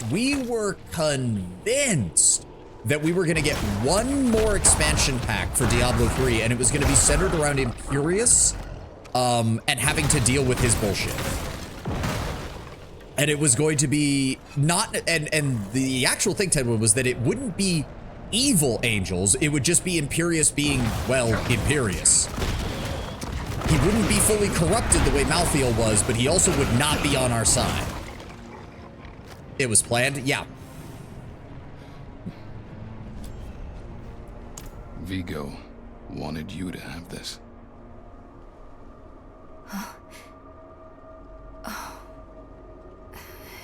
Was Malthael corrupted, or was he just having a personal crisis? And Lilith? Okay, so it's a weird one, because did you meet her? It's technically Already a bit of gone both. By the time I arrived. It's heavily implied. There is more. I can see that. I'm trying to remember when I was reading up Lilith on this took to a double key to check hell for off before we Brothel's did the body. Diablo 4 playthrough. So Malthael went into exile, or self-seclusion, in order to contemplate existence, essentially, to try and figure out what the existence of the Nephilim and the existence of humanity meant for the eternal conflict. The only conclusion he came to is that since the Nephilim have demonic nature, they also have to be destroyed, no matter what. And that turned him from the aspect of wisdom to the aspect of death. She needed us. They released one mount for WoW, which brought in more cash than all Diablo 3 and all of StarCraft combined. Yes. Proved to be just as unreliable as I'd feared. Sorry, Lorith, I'm talking over your narration. Had driven him to murder his son, Rathma. And from the corpse left behind, Lilith had taken a key to hell. Where would she use it? We could only depend on ourselves to find out.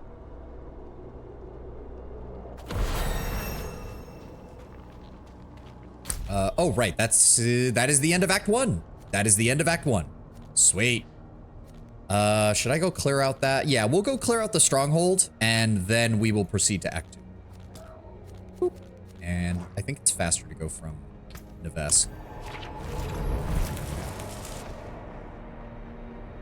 Still pissed how much skins cost for Diablo 4. Yeah, no, I have bought one thing from the real money store, and it's cool, but it wasn't worth it.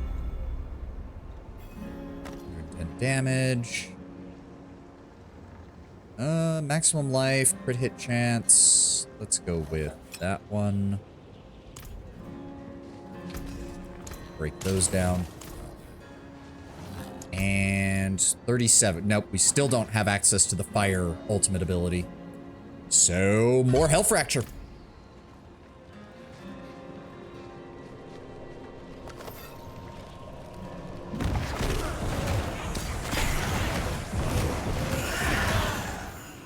I mean, personally, if we're going to talk about the real money auction house, or not auction house, God, that was Diablo 3.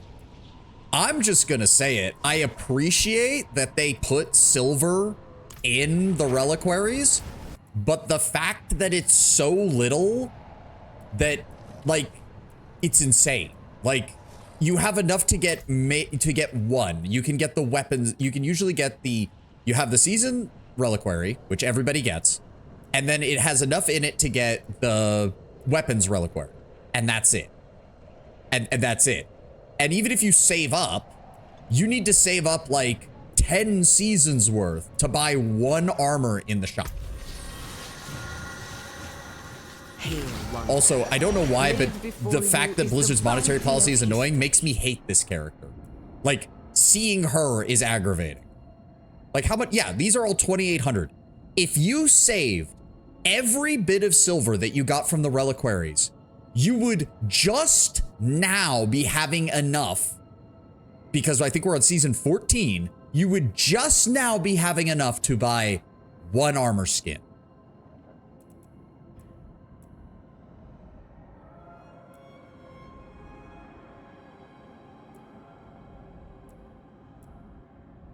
The really sad part is I was seriously considering getting the Paladin Doomslayer armor, and if I want to get it, I have like 2 hours. Shit. Fuck me. All right, no, I shouldn't be looking at this. Otherwise I'm gonna actually spend money. Fuck you, Blizzard. That's the sad part. It's like, I hate how much they charge for it, but I gotta give props to the art team because they do a really fucking good job. Is there any indication what happened to the angelic host that served Malthael post his turn when he died? Did a new Archangel of Wisdom form from the crystal? We do not get a confirmation on that. That is supposed to be what happens, because that's the way angels work, is they get reincarnated, sometimes with some of their memories, sometimes with none, from the Crystal Arch, but we have not gotten anything about that. I was thinking about getting the Paladin Sun Armor. That one's a good one too. Luckily, the Paladins have enough, like the Paladin stuff that you can find in-game is actually solid.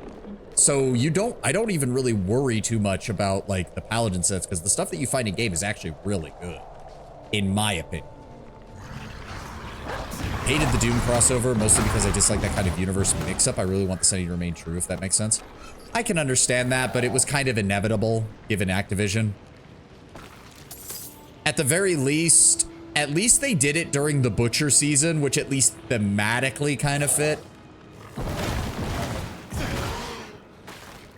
Splat, splat, splat.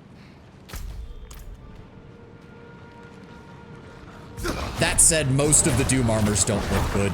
Like, they don't look good on the character model. I think the Paladin, the Rogue, and the Barbarian are the only Doom armor sets that actually look good on the character model and don't completely break immersion.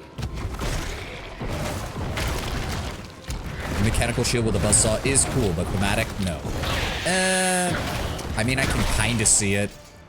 I'm not gonna lie, Tim, but I can kind of see it with the way the Diablo universe works. I can kind of see it. I'd see it more if it was like a special skin for the Paladin's shield throw, because that would just be kind of fucking hilarious.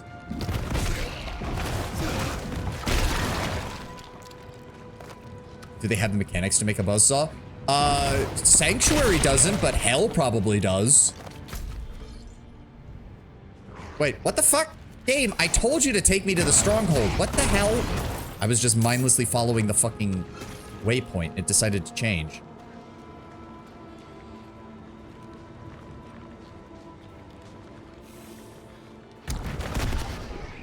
I do love ragdolling the critters every now and then. It's just fun. All right, hello, Nostrava. Town of cultists. Open up. I would consider prices fair only if armor weapons were reusable for all classes. Yeah, the weapon restrictions do make it a little bit annoying. That also means Away with you. we're closed. Away with you. Don't worry, you'll be open soon once I. Is that you? Everything's about to go to hell, and I'm gonna send them there.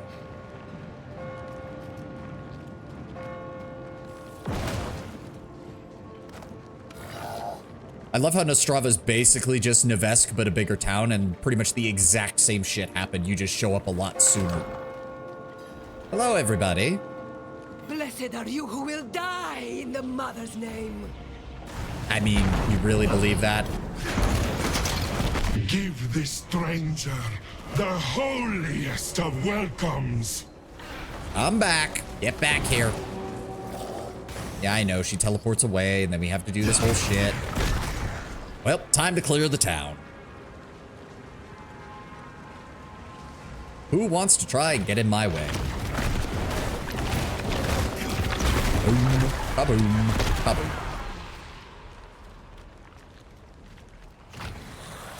I hope y'all have insurance, because I'm about to burn this place to the ground. Oh, who am I kidding? This is Sanctuary. The concept of insurance wouldn't survive. Over here, help! Give yourself to Your hatred. loving mother. I'll tear them all down. Yeah. No, see, I do like because of that clarification with the Warlock, where it's like they never let a demon hold the leash, so to speak. I do like that the Warlock is against Lilith, because it's very much a case of, look, I'm not against using demonic power, but I'm the one who's going to use it, not have it bestowed on me, because I know how that shit ends. Fuck you.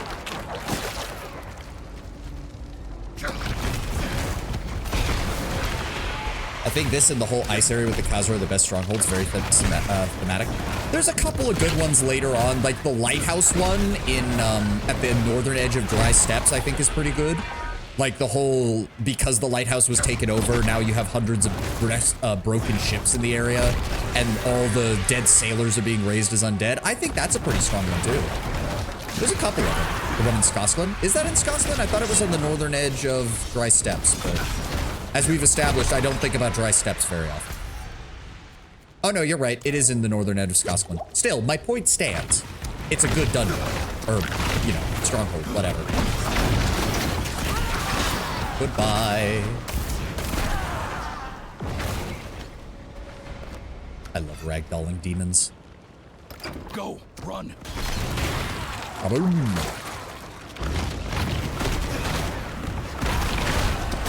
Explosions, explosions, all of you must die. Hello, Mr. Demon, off to hell you fly.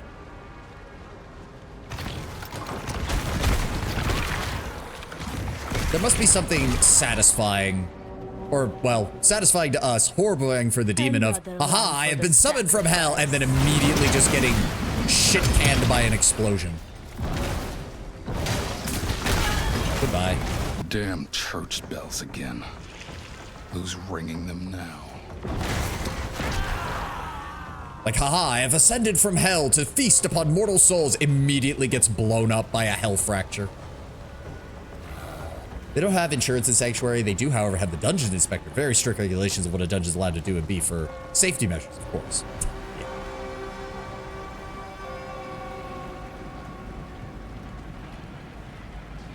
Where are you at?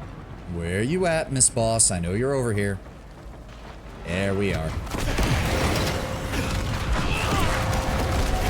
Get fucked. Oh, I hate that fucking ability. There we go. Hello. Any more power? Bye. Yeah, as I said, the only problem with the Hell Fracture is it makes it very, very hard to tell where the AoEs are on the ground. I'll unlock that. That is a plus 44 damage per second. That's probably an upgrade. Plus 1, but a lot of willpower. And an all damage multiplier. Yeah, that's probably an upgrade.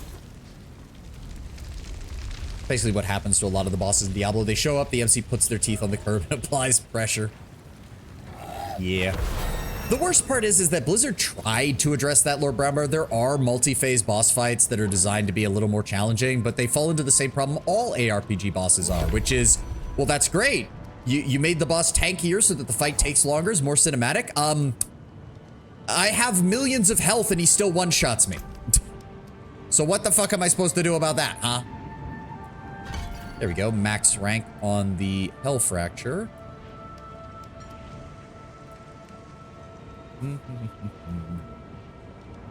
Probably, nope, still working on that. For right now, just up Doom's damage as well, since that's where most of my damage is coming from. I see spikes, a classic, times the spike throws. I see, 3-second intervals. A bit close to the minimum, but I can let it slide. What's this? Ah, uneven flooring without a designated jump gap. Someone could trip on this and hurt themselves. I'm gonna have to report this. You just know demonic OSHA is truly hellish. All right. Stronghold's clear. I think we actually, did we get a, no, we didn't get a reward for that, unfortunately. Or did we? No. Damn. What do we need to get for the skill points? Cuirass Undercity, Whispers, and complete the level 30 area in the Vault of the Crucible, which, oh, right. You're not allowed to even do that until you complete the campaign.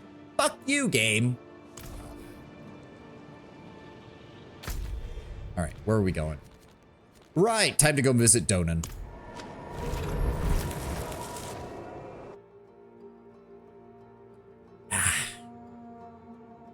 Good old gamer subs.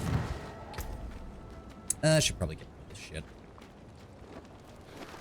Hello, Mr. Blacksmith. I have need of your services. Break all this down. Dankeschön. Dankeschön. May as well grab this side quest while we're over here. I'm not gonna do it right now. She must be stopped before more hurt. You there, Cal? A mad woman with an axe. She massacred my knights like they were children. Her face was pain. Demon spawns in, instantly struck by lightning, just like the 40 other demons that's got summoned in the last 5 seconds that all died instantly. Yep. To feed on the blood. Someone must separate her from that accursed axe. The town militia won't stand a chance. They served as both protectors and... Yeah, no dialogue on our end, so... What happened? Do not... Oh, is she inside? Oh, we can deal with that then. Since she's right here.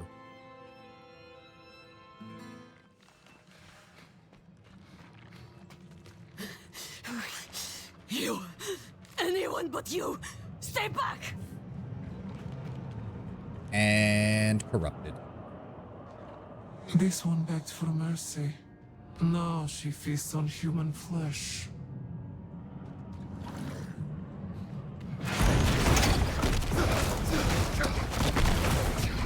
Fucked, get fucked. Get fucked. Boom. And that, oh god, she ragdolled hard. Is it done? Doesn't the demon spawn in now? Magdalena, light be damned, how did this come to pass? I need your help, and we haven't much time. We'll need to purge the demon from the blade before it can be destroyed. Meet me in the crags of Illwind. My study there is... I mean, yeah, sure, I'll meet you there, but I don't. I'll talk to you later, buddy. Talk to you later. You did give me a cachet. Ooh, gems. And... no willpower, but the Wrath generation is nice. And it does give me more life and more armor, so... Yeah, we're still at that phase of the game where the individual stats really don't matter, just as long as it's an increase. Yeah, no, we're not going over there right now. Donan time.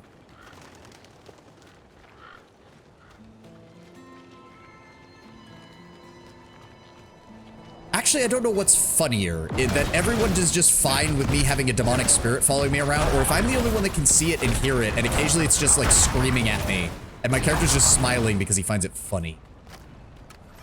That seems like something a warlock would do. Boom.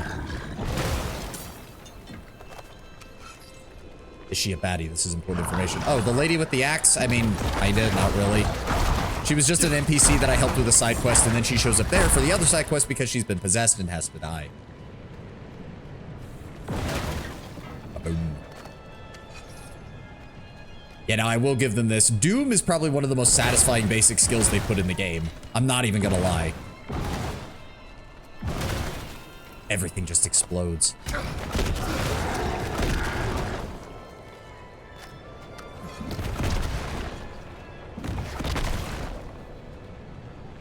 Oh, okay. So I can't just be standing where the lines are. I have to be standing where the explosion happens. Oh, okay. Fair enough. Still. It's probably invisible. Maybe they hear the occasional pained groan. Probably. Anyone who would be able to see it would probably be a warlock themselves, and they're not going to say anything. Since the implication that I got from the class quest as well is that warlocks are surprisingly common. It's just that, well, the profession has quite a high attrition rate, shall we say. And to be fair, this is 50 years after the events of Diablo 3. I imagine a lot of people turned to various dark magics in order to survive with how Sanctuary went to absolute shit.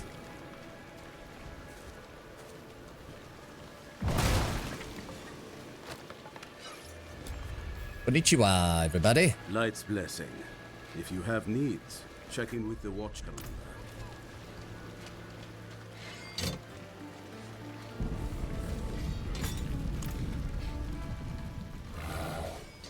What makes a good warlock? Well, if I were a bad warlock, I wouldn't be yeah, no, that is kind of the vibe, isn't it? No, hold on. We have to do it with the shitty Batman voice. What makes me a good warlock? If I were a bad warlock, I wouldn't be sitting here discussing it with you, now would I? Edgelord fucking... I'm looking for a Haradrim named Donan. An old friend of his sent me. At this hour, I'd wager he's in the keep. Check with the guard at the door. Comfortable Skosklin. I will say, I think it's mainly the rain and like the cloudiness, but yeah, there is something like quiet and comfortable about Skosklin. Like whenever you're like in one of the buildings or anything and you're just hearing the rain fall and you're just not dealing with all that, it's nice. It's a nice little zone. It's also the closest we've come to like a relatively normal location in like Skosklin as a whole is fairly normal by Diablo standards. What I do find funny is that it is further north than Kyovashad, and yet it is obviously so much more habitable.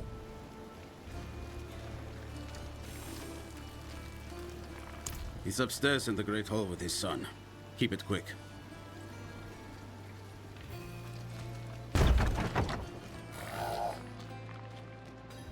See, and I like little details like this, like doing a mosaic floor showing off their defeat of whatever that demon is. We'll see in a bit.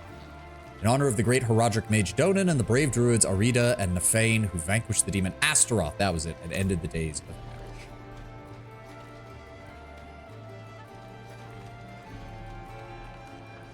Dad, I need to be out in the field with the other knights. Why the rush, my boy? You know, I found some of my old Haradric tomes. Stay here, and we can go through them together. I can take some with me. We have a visitor. Sup? This discussion is not over. Is there something you need? I have a message from Lorath. Wow. There's a name from another life. Has the old man finally come down from the mountain? With a warning.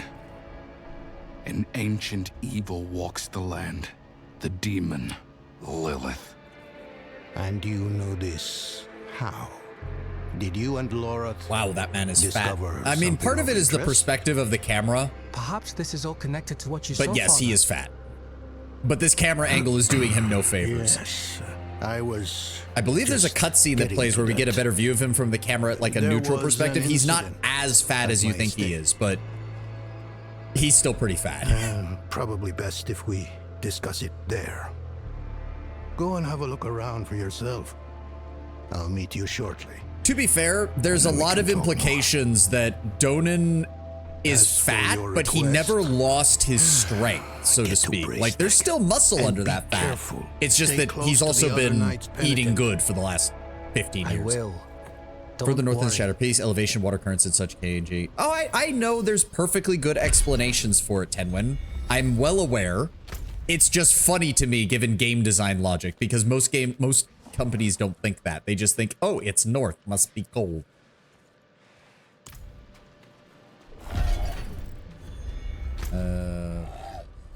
Yeah, there we go.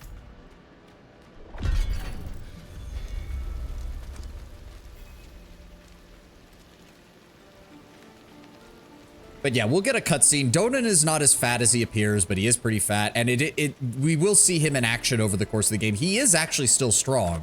It's just 15 years of good living means that even though he still has his muscles, they're buried under the fat. For an old soldier? And Shattered Peaks says Inarius is cold ass bringing the whole area down. Correct.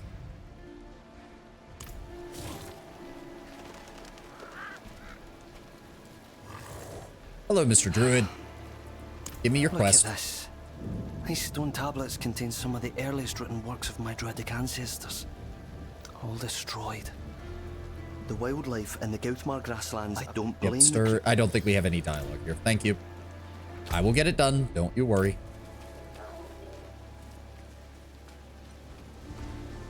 Scotland's the only area in Sanctuary, the Eastern Continent, where I could probably justify them.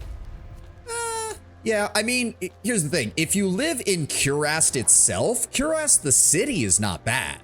It's just the rest of Nahantau is an absolute hell. Chaldeum used to be great. Emphasis on the used to be.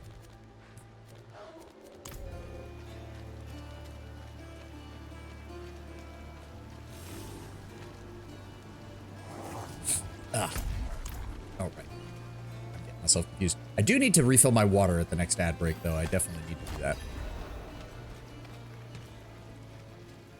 And we have Donan's little estate here, the Firebreak Manor.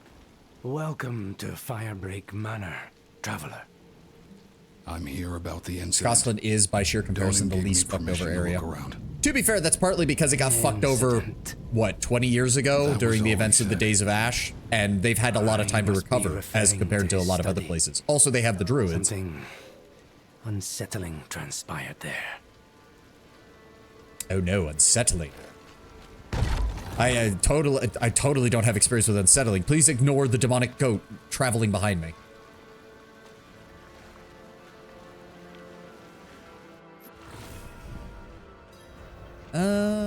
I don't want the ad to interrupt the cutscene, so I'm gonna have Twitch run the ad now, and I can refill my water, and we'll be back in a moment. As soon as Twitch feels like it. There we go. Be right back.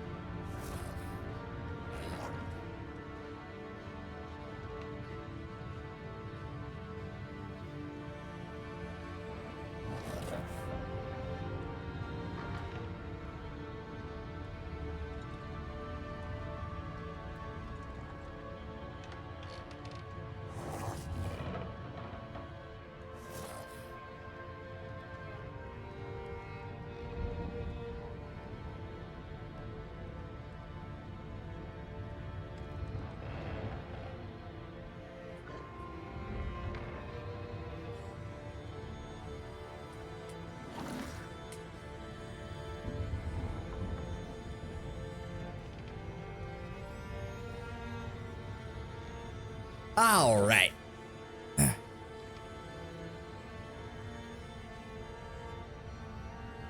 Okay.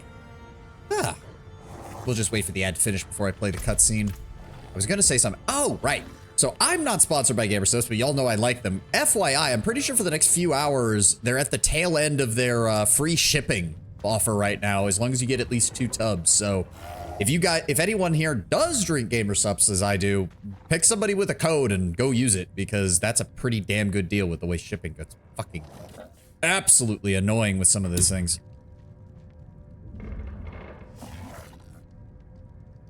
Pick a place to live in Sanctuary? Do I have to? I don't know. Westmarch was looking to be pretty nice before Malthael rolled in and killed everyone.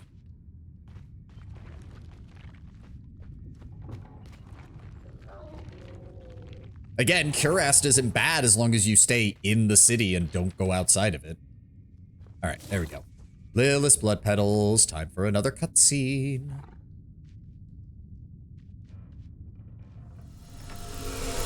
Wow.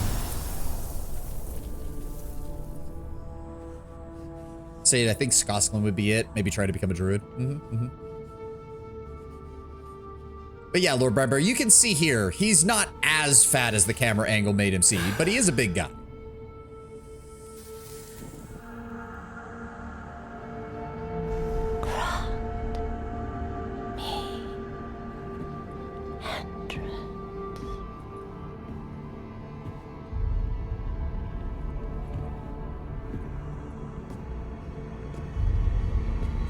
Let me in. No shit.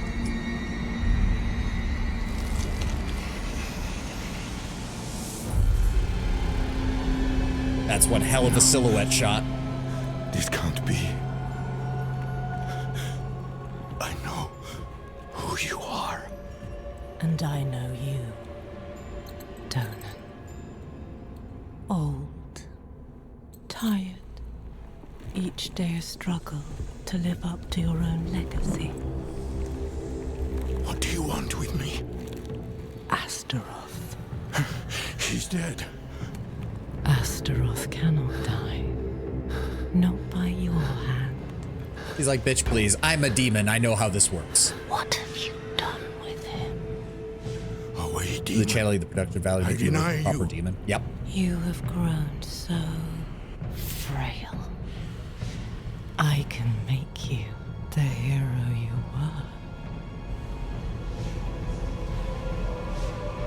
were. Return to the darkness from whence you came. I said away!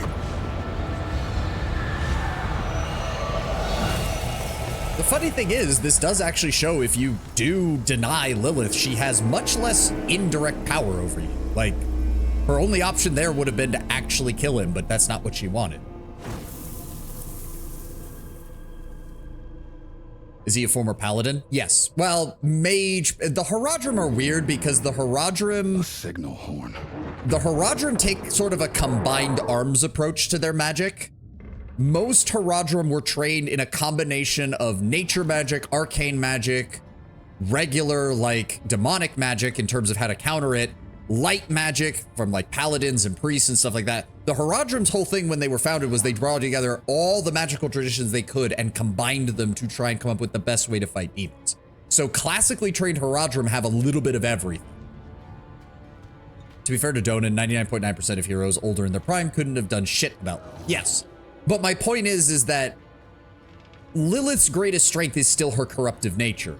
She can fight things, as we will see later in the game, very well, in fact, but she doesn't like to resort to that. And part of that, I feel, is she's actively trying to resist her own nature as a daughter of Mephisto.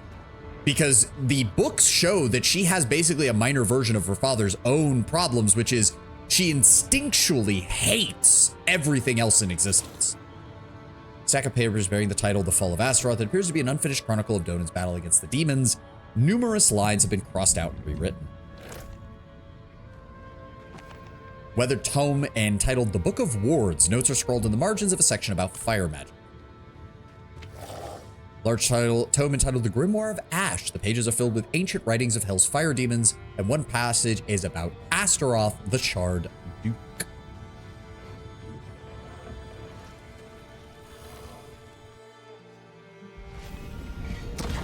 And also, quite frankly, Lilith would just rather people, you know, follow her than her have to kill them. Like, again, she's not above killing by any stretch of the imagination, but she does actually want people to follow her. Hey, fuck. Nope. I said get fucked. You can get fucked too.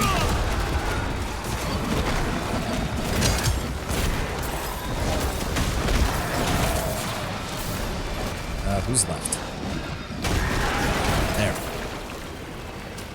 I don't remember why Astaroth was important. He guards the gate to Mephisto's realm in Hell. He's one of Mephisto's lieutenants. Goatmen. They've never dared come so close to the estate before. Perhaps they were drawn by Lilith's presence. I saw a vision of Warlock's like, dude, you can't lie to me about this. I literally saw her. What do you mean, a vision? It's a little, complicated. Let's just say it wasn't my first time. Full of surprises, aren't you? No wonder you caught Lorath's attention. Well, now you understand my predicament. The daughter of hatred in my own home. She must be furious I cast her out. I mean, she's the daughter of hatred. Furious is her default emotion. Who were the others in it?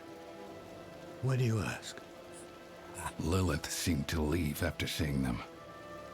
Nafane and Arida. The druids who helped me slay Astaroth. Yes. Yes, I think you're onto something. I resisted her, so she might question them about the demon next. There are knights stationed in villages near the druids. If Lilith passed through, they must have seen her.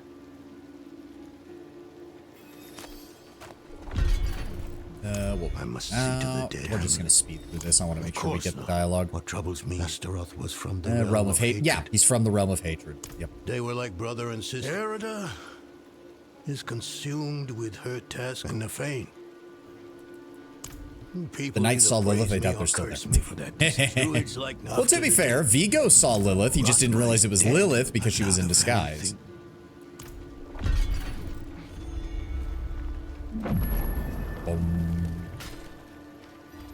Grab that side quest. The attack on the manor has left many wounds. Yeah. And then we have to go here anyways. So yeah, let's go grab the waypoint and then we'll get moving. To be fair, if I recall correctly, you can speed run Act 2 very fast. The problem is that Skosklin has a lot of side quests.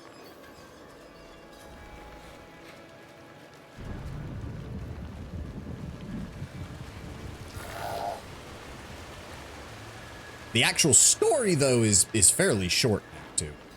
Skosklin goes by pretty quickly.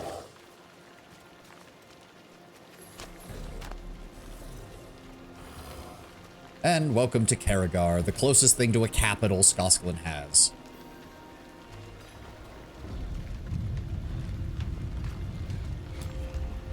That, thank you. Oh, right, that's a selective thing. Forgot about that.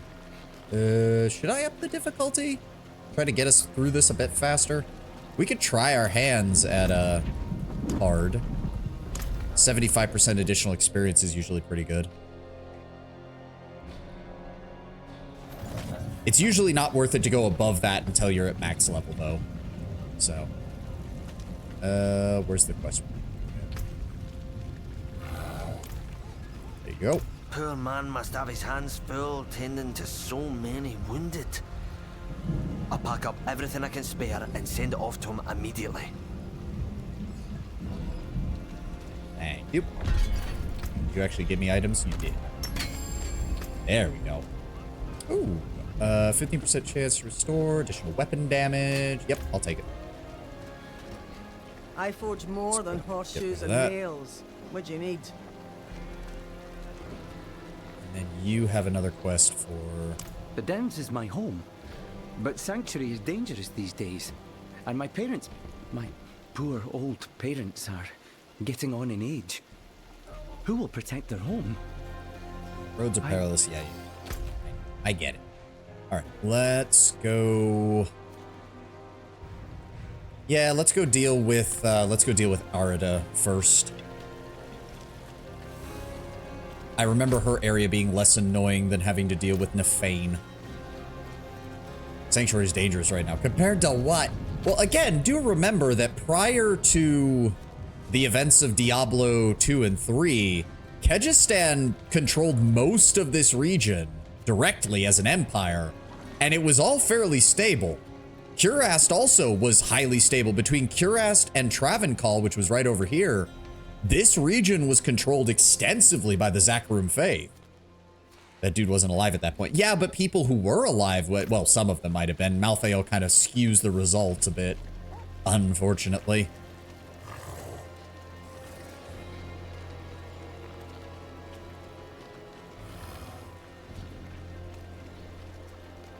I'm gonna laugh though if we, it would be funny if we eventually do get an expansion that takes us back to Kurast, to the Western continent, and we find out that there are actually areas over here where things have just been fine.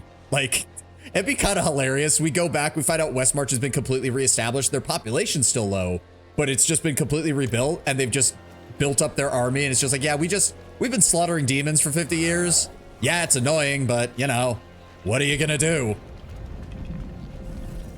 Of course, then something would go horribly wrong, and we'd probably be partially responsible for it, and then probably the entire kingdom would implode again, and it would be our fault somehow. I know how these games work, and I know how Blizzard's writers think.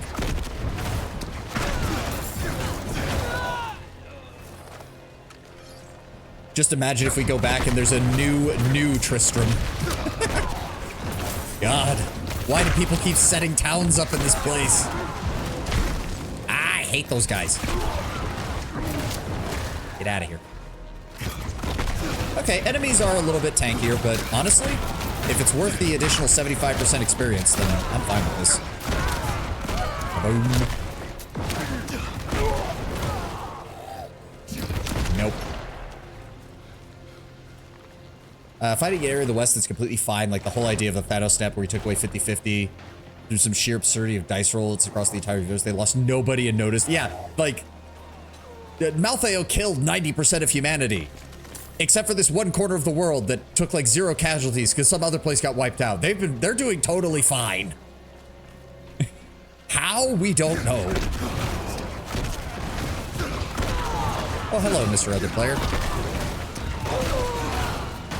Name's Microslop. I hope that meme never dies. Microsoft deserves to have that name hung over them for the rest of their existence.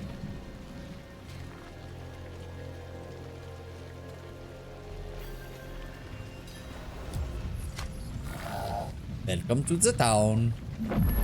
Breistig. Breistag? Whatever. Let's just grab the side quest while we're here. My family, they live in Korbach. Like 90% of their population. I think that old Granny Diana died of a heart attack last night. What, that was it? Yeah. Not enough food to go around. I came here thinking to earn some coin. Maybe send some food back to them. But I can't afford to leave work long enough to visit them. Would you have it? Worry not. See that? Oh, worry not. I'll take it. Okay, so the thing is, most of the side quests just don't have any warlock dialogue, so I just don't feel like sitting through it.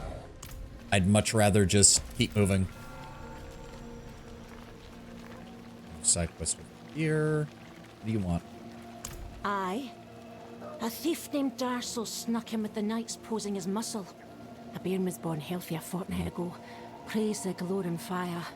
But the mother is weak. Stole the runic charm. Bastard probably just wanted quick coin. Yeah, quick. Yeah, I'll get it. Eventually. Where am I supposed to go? Search for evidence of Lilith's power. The Knights Penitent think they understand what's out there. Think they're lights enough to face it. They're in for a shock. How is sparring and training with dummies supposed to prepare me for fighting ghosts? I don't remember what who we're if they supposed to turn talk me into one? Not really that surprising. There's a lot of side quests, them adding unique dialogue and all of it. I know. But, well, to be fair, a lot of them don't have dialogue for the other classes either. I'm just keeping an eye out to see what the, you know, what might have changed with the Warlock. Because so far, I've liked the Warlock's slight differences to the other classes, especially the Paladin. We've got ale. Bread for you too, since you're not a Knight Penitent. No bad. We've got folks up there, in Clocheen. They think by flashing Yoren's pretty young face we'll put our fate in their hands. But Glen folk have always taken... Can't hunt like we used to. Wasn't safe before. Who am I supposed to talk to? Damn deadly now. Is someone over here? No. Oh, wait. Need to be sure my daughter has all the hoarding materials. Should be fine. I will send scores still of nothing. spirits to their Wood will rest. bend like grass in the wind when the spirits arrive. Physical barriers alone will not be enough. And your talismans and dirt scrolling will give the dead greater pause. Says the guy, like, dude, you're part of a religion that literally believes that symbology can fight demons, and it does. So don't tell me that the other people's ground scrollings are somehow not gonna work. You picked a fine You do the time same to thing. visit It's Brace's literally Wanderer. exactly the same. You just put it on metal, Stones are singing. and they put it on wood Hearts and are stone. pounding. Sweet music for a red day. Donan sent me. At least you're not Wow, another the night stress on that name. Don't At least. It is us who will protect this village with our lives. Let it be. There is an ominous fog uphill. Mad spirits emerge from it. They'll be here More shortly. quest interactions, Act 3 and Act 4. Could just have Are you summoning here thing to going help on, us maybe. ward Yeah, them we'll off? see. We'll see. I seek a demon who passed through. So, that's what it was. Well, this day keeps getting better, doesn't it? The demon went uphill to Erida's domain. But unless you want to join the spirits, I wouldn't go there. It's best you stay with us. I can lead you to Erida. Out of the question. I'll be safe. Donan puts his trust in this traveler. So shall we all. Tell me when you're ready to move. I do feel bad for Yoren, and you'll all see why. Mind what lurks in the Guy fog, actually and return tries as to soon as you help, can. and Don't everything is remorse gonna go my wrong. hand if anything happens to you. She's a legend. One of the druids who fought alongside They're my professional father to defeat orders of demon hunters. Then I realized that there are demon hunters in I Diablo was 3, but they aren't raised really on official per stories se. of her Yeah. wisdom and courage. I mean, one could even argue that the demon hunters are not far off from the way they portrayed the warlocks here in their usage of hatred and whatnot, and the whole idea of using demonic energy to fight demons, but never allowing the demons to hold power over you. It might even be that the modern generation of warlocks was founded by a rogue demon hunter from the Diablo 3 time period. It wouldn't surprise me. Where are we supposed to go? Oh, right.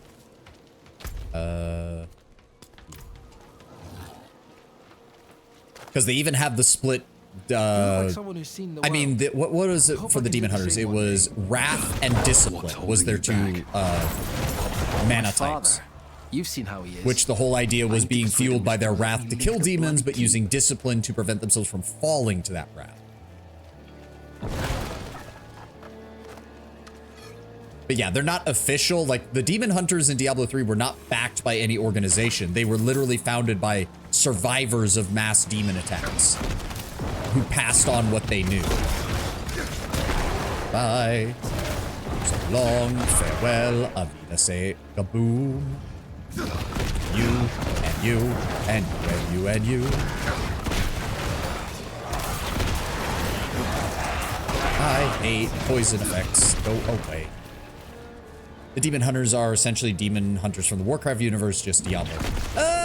No, because the demon hunters in Warcraft actually do infuse themselves with the Fel, and it physically and permanently changes how their body works. Demon hunters do use demonic energy, but they don't incorporate it into them. What the fuck, game? There we go. They don't incorporate it into themselves. In fact, that's explicitly against their teachings. I meant survivors that become edgelords as revenge upon the... Oh, yeah. That is completely the same. That is completely the same. That's the entrance to the cairns ahead. Wait, why is the passage blocked? All right, get working on it, Yoren. It's sealed, but there's writing. They look like old druid runes. The Song of Wind. The Howl of... Oh no. They're coming. Hurry. I also feel like there's a bit of a misstep with Yoren in this act because I feel like he should have been accompanying you more before what happens to him, because I think it would have sold like, oh, he's going to be like Nyrel and help join the new Haradrim. And then it would have really been a shit can when you get to the end of Act 2. The depiction just feels a bit too specific. I'm not sure why. Just thinking the depiction in game doesn't feel right. Yeah, I can kind of see that in Diablo 3. At the same time, they also make a lot of sense. Like, survivors of demon attacks want to kill demons. Big fucking shock. And they're a bit of an edgelord. Big fucking shock. Like, nothing that they do is like specifically a problem, but the way it all adds up doesn't quite fit. Madarele Fanasa. They make sense, but something feels off. Yeah, that's the best way to put it. Boom.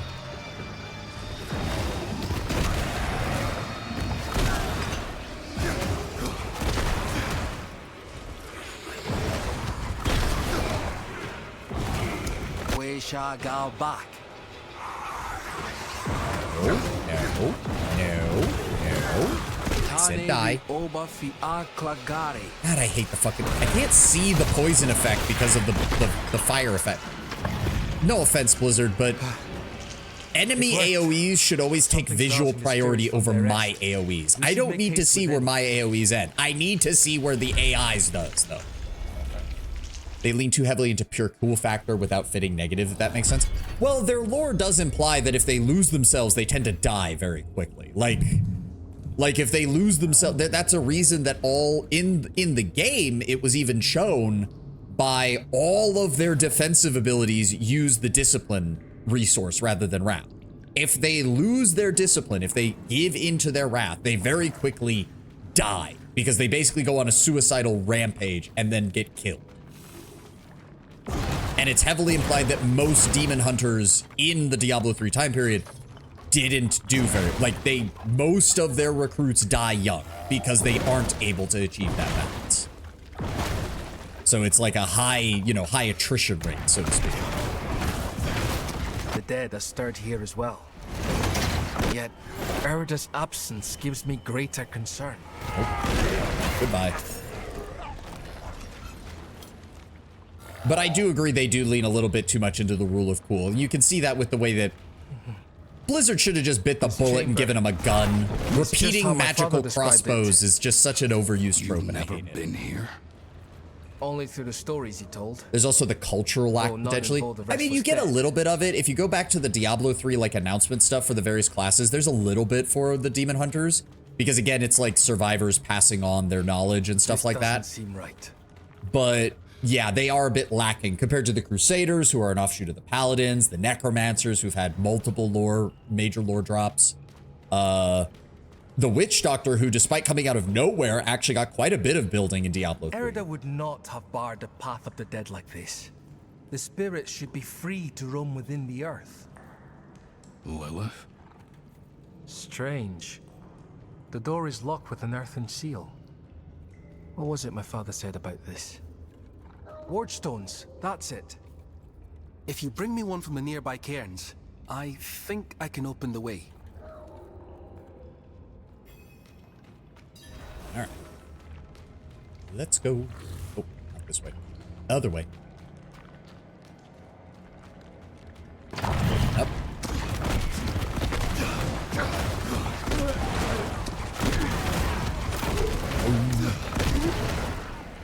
There.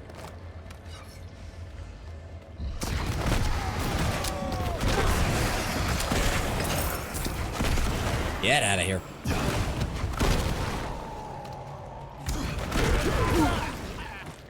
There. Turn that on. There we go. No, I need you to die. I need you to explode and die. Thank you. There. It meant the other classes have ties to culture, cities, homes, making sense that, hey, these people come from this area. I can imagine decades or centuries of practices to create this person. Demon hunters don't have that. Well, yes, but again, that's partially intentional, Tenwin. This is literally someone who's, in many cases, had their childhood, because a lot of their recruits were children who survived by miracle, literally have, like, they've had their lives stripped from them. All that is left is vengeance. Yes, it's edgy and it's stupid, but that is, you can't say that it's bad writing when they're literally written to be that way. You can say that it's a bit lazy, I'd agree with you there, but it's not necessarily bad when it does exactly what it was set out to do. These people have lost everything, including their very childhoods, their innocence, everything. So they turn that into anger to then fight the demons. Just saying it's a factor that they are missing that makes it feel slightly appealing. Yeah, which is I also think partly why they didn't make a return. Like, I think that fed into it. Like, I don't think they're going to ever make a return. That's assuming any of them survive. Between Malthael's culling of the world and the subsequent demonic invasions, the demon hunters might have just died out. And if there's no one to carry on their legacy, if there's no surviving demon hunter to take on new apprentices, they're gone. Period. Something's written on the altar. Oh, level 40. Good. You can finally grab the fire ability down here. Stays around you, dealing 504 damage per. Yes, thank you. Now, do I want to improve that, or do we want to... So we've already maxed out Hell Fracture. I guess we can start improving this. Periodically pulls enemies into the center of the swarm. Terror Swarm spawns and instantly kills 3 lesser demons every second. Bites up to 2 additional times, makes enemies vulnerable, and takes 20% increased damage from Archfiend skills. The problem is that all the Archfiend skills are demonology, not occult. So they're not useful for this build in the way I'm having it set up. So. There we go. By stone and root, by tears and pain, we bear this flame that must remain. Dead eyes stained with ash and ember, cursed are we who must remember. Ah, an elegy written by Erida. This is a memorial to all who died fighting Astaroth. The weak perish. All right, come on, Mr. Ghost. I can burn you. I can burn you the same as I do the zombies. Yep, and there's corruption everywhere. Yep. Wait! We are not your enemy. Oh, let's see how well this works. Ooh. Oh, yeah. Okay, I just become a raging maelstrom when I activate all of these. Oh, I love it. Because all of these abilities now follow my character. Lilith. Oh, that's she cool. Must be bending these Look at all that. Erida would never stand for it. I just pressed 1, 2, and 3. I activated Dark Prison, Sigil of Chaos, and Terror Swarm all around me and just became a vortex of death. We don't know that yet. Come on. Nice. That's what I'm talking about. I hate it when they do that. Oh, you walked into a room. Turns out there were spirits behind you. Hate that. Come on, cast the spell. Goodbye. I really don't like those bloated corpses. They're always annoying whenever they show up.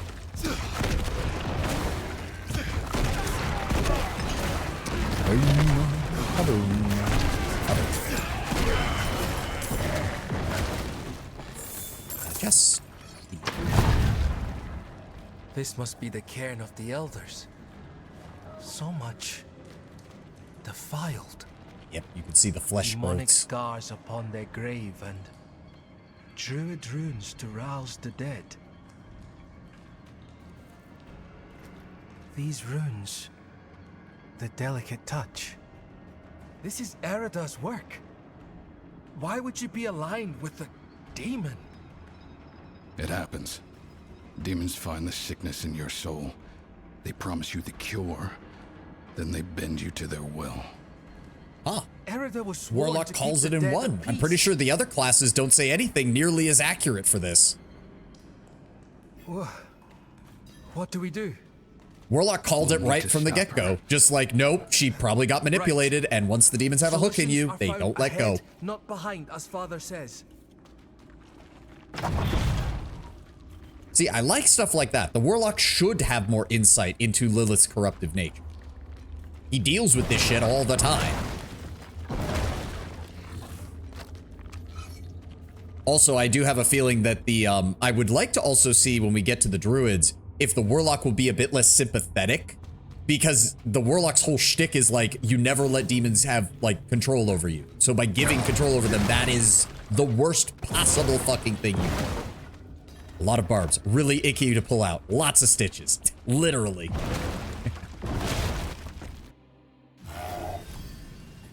Ear. Scratch my ear under my headphone. Ah. Oh, I really don't like the vengeful spirit. I really don't like it. Invisible enemies in general, I don't think should really... I don't like them in ARPGs. They're annoying. Something. Go away. Screaming in rage ahead. The idea of a warlock telling the most dad jokes makes us smile. I can kind of see it. So long, farewell, you two all blow up. Come on. There we go. Oh no. That was one of the revered dead from the cairns. Returned to the worms. May they find rest. Arlo. Did you think we'd so easily join the dead, lad? How did you find your way up here? Through the cairns. Through them? Mighty brave of you. And mighty foolish. Erida came through with a horned woman. Not her normal company, to be sure. Ah. Lilith. They headed towards I'd like to imagine that Lilith does have a bit of a glamour, but she can't hide the horns fully. Like, no matter what she does, she always looks like she has the horns, even when she tries to look like a normal person. If your aim is to follow them, you Horned won't woman get didn't know she was a far with this lesbian. fog. That joke does not work. It seems to be drawn to the risen remains. We spotted others in the hills before this one Also, tore from I don't the think the demons in Diablo really have a I'll concept stay of here to sexuality. protect They're just, The fog most of is them are too just near attracted to leave pain. them undefended. The stones defend us, lad. I remember when you were still I'm staying, Arlo. stubborn. Damn, like 2 your people father. just got banned in a row That from will the keep spam you bot. alive. Nice going. Hey, I hate those things. I Where told is them to everyone? stay put, I'm sure they're safe. but fear has a Hey, why much did you safer stay? than stumbling through all this. My answer. When the wicked. Yep, we've seen all this. I'm a friend of his father. Met him in. If you asked him, hasn't come up this way in a long. Now and then, I'd even go and share a pint with him and his fan. Have enough food to last us weeks. You taught Not so much to learn from someone like. No dialogue updates there. We just need to get to these. I assume Lilith would have a way to guide herself. It'd be very suspicious of a 7 or 8 foot tall woman with horns and wings walking through town. Yep. No, as I said, like, she probably has some kind of glamour. I just find it kind of funny that if she does, and she probably does, she still can't hide the horns. Like, I'm sure they're not as big as her normal self, but they're probably still noticeable. Maybe she plays it off as being part of, like, a headdress or something.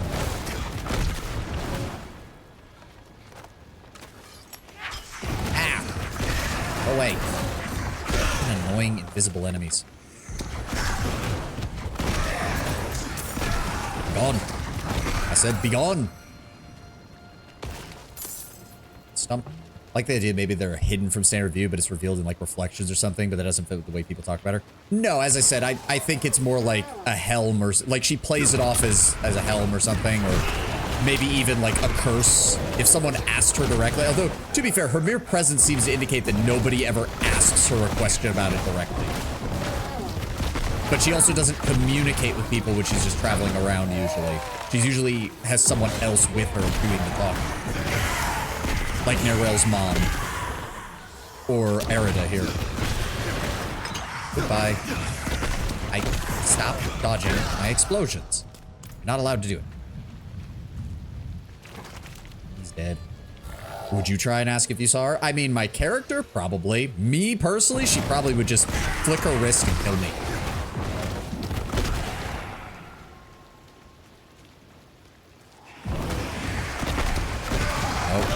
Be gone. Let's see if let's drop anything. Oh, what is this? And some.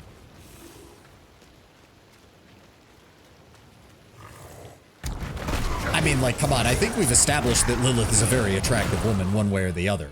So it doesn't surprise me that most people are scared shitless to talk to her. What is this amateur shit? Yeah, yeah. No.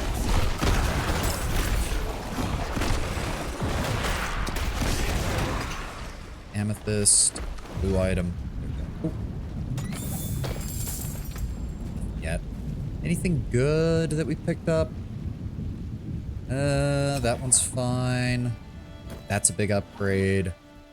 And, oh, +1 to core skills is not bad, I guess.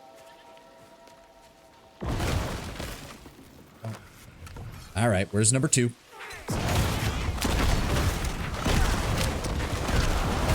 Stop it with the spellcasting. You, die.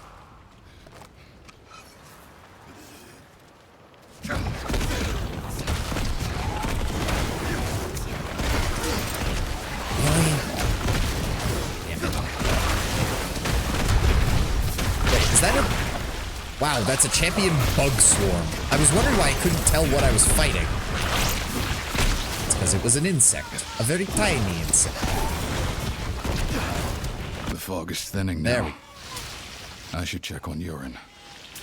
That. What do you want from me, mortal? Stop it. No, I want to draw you. Confused for a second before she strikes a pose. To be fair, she has enough aura. I don't think Lilith even needs to strike a pose. Just her walking around is enough. I mean, you saw that silhouette shot when she was going into Donan's office. Like, woman has natural aura. Not surprised in the slightest. Okay, you all need to stop. You all need to stop. Enough with the shooting. Enough with the shooting. Fuck you. Get out of here. There we go. There we go. Goodbye.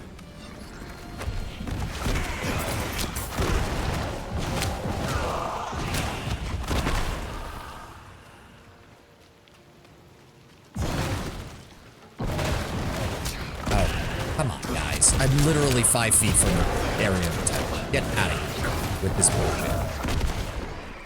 There we go. The roads are clear now. We need to get to Braystack. It's safer there.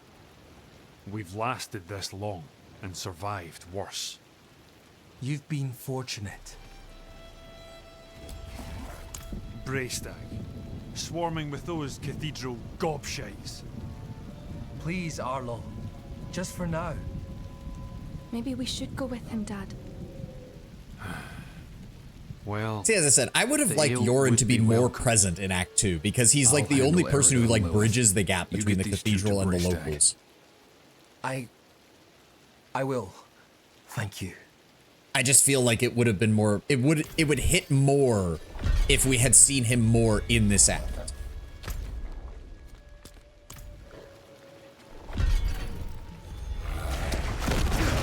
Get out of my way, get out of my way. The must burn. Thank you.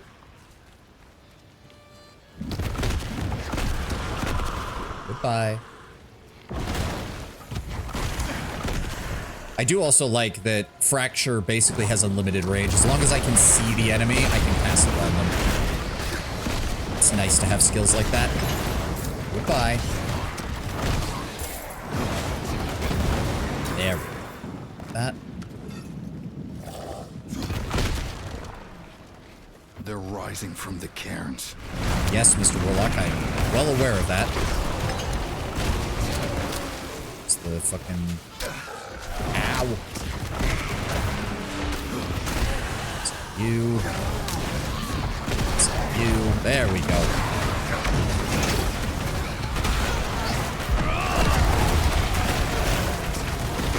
Ba-boom. And he left. Nope. That'll work. I said, go away. Thank you.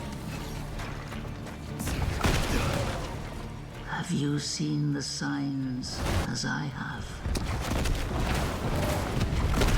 Erida. Hell is coming, and my people are not ready to face it. Not yet. But you are already strong. Stop shooting me. You're already dead. Come forward.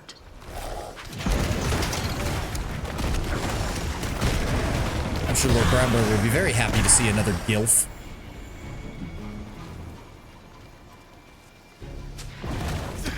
Goodbye.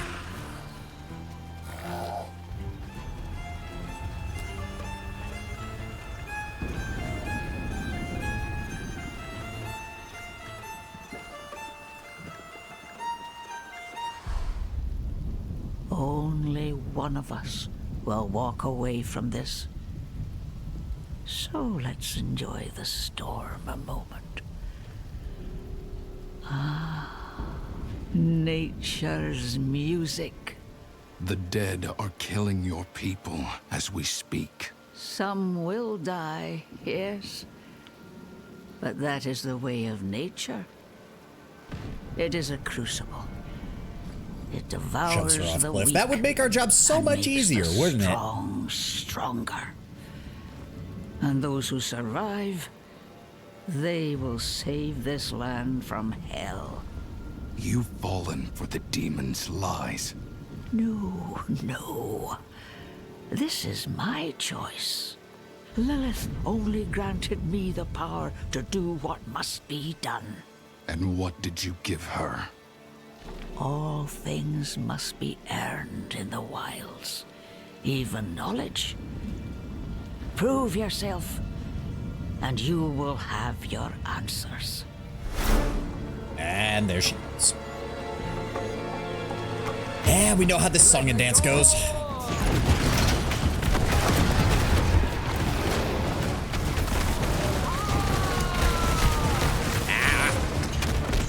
Get back here. Go.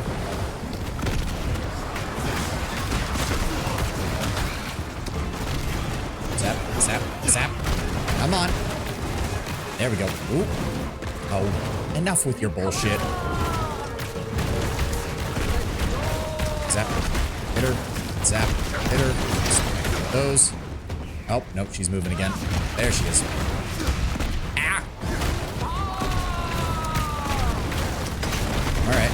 1/3 left. She gonna do the summon again? Yep, she's doing multiple summons again. Ah, game? Why do you... I hate it when that dead zone kicks in and it just makes it so you can't move. It's not even an enemy ability, it just happens because of the fucking server issues on Blizzard's side of things. You, come on, break him. There we go. Where is she? There we go. There we go.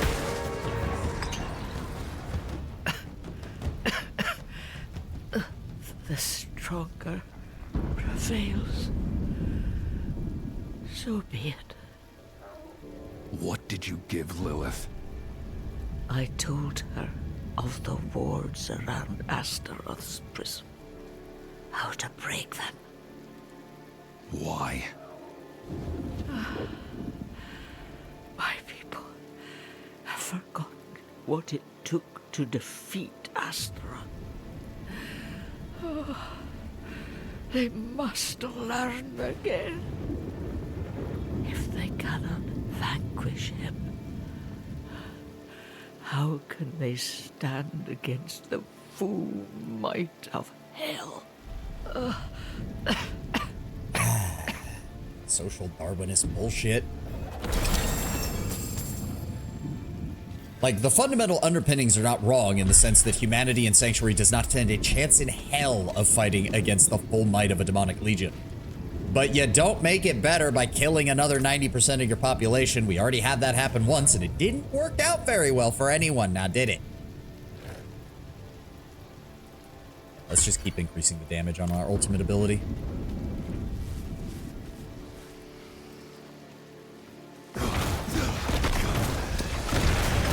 Get out of here, jackasses. There. It also does occur to me. That lasts for 15 seconds. I only need to get about 50% cooldown for me to be able to have this up at all times. That'll be pretty good. All right, back to Brace Stick. Wow, wow, wow, wow, wow, wow, wow. Boop. Survivorship bias. I know. You're in? And? You're not She's gonna at like it. peace now, I hope. Wow, that was much kinder than I thought the warlock was gonna be. I thought he was gonna be like, she made a deal with the demon. I killed her. Sacrifice are often entwined in the course of fate. My mother's words. I must tell Father what has happened. What Lilith has done. We cannot let her destroy anything else. Okay, that's taken care of. Don't need to do the side quest here just yet. So that means you are next. So we need to get this way first. Some of our finest hunters did not return. Now their bodies lay bare. They should be marked with... You are well familiar. Yeah. I'll do it eventually. Talismans, candles, and carvings decorate this central totem. The woody, almost sweet smell of burning pine hangs in the air. It seems commitment to the old ways is strong here.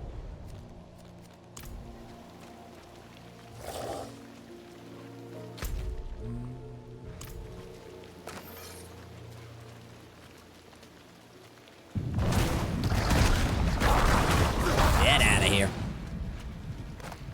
Yeah, we're still doing okay on the damage front. I'm probably not going to bump up the difficulty again because it would get a little difficult at that point. You up. Ah, yes. The death of a grizzly bear. Sorry, Lord Brown Bear. It's going to happen again probably in this area. There's a lot of bears you kill. I really do not like individual invisible enemies. Okay, fine. I understand it adds to the combat mechanic. The fact that there can be entire packs of enemies that are invisible is just aggravating. Just let me see them on the map and let me kill them. There is no reason for me to have to go through bullshit to get there. Nope. Nope. Get back here.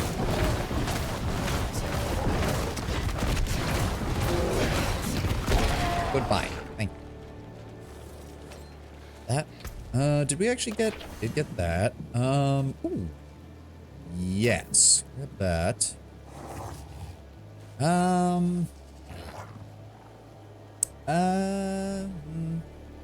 Yeah. And what about... Swap. Yes. Okay. What kind of bear? Yes. I mean, there's no polar bears in this game, I don't think. It's mainly just grizzly and brown bears in Scotland. It would be cool if we ran into a polar bear in Kiovashad. That would be kind of cool. But they don't exist there as far as I'm aware. Ooh, loot goblin. Loot goblin. Nope. Get back here. Get back here. Son of a bitch. There we go. Give me that gold. Give me all of that gold. I do also like that when I have the overpower and health and volatility effects that it causes my character to light on fire. What else is over here? Is this the inn that I'm heading towards? I don't remember.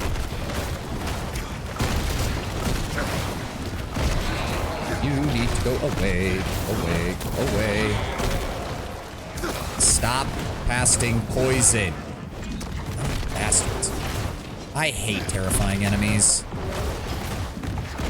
It's so annoying. Like, it's one of the most annoying affixes they can give an enemy because it's just like, oh, well, I can't stand next to him and fight him because my character who can fight the fucking prime evil can't stand next to an enemy.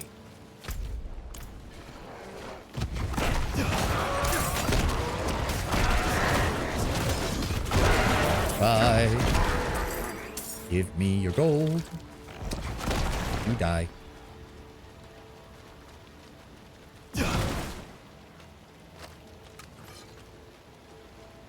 No, this isn't the inn. Why did I think this was the inn? The inn's down here. I'm an idiot. This is Korbach. This is the one of the other towns. I don't know why I thought the inn was up here.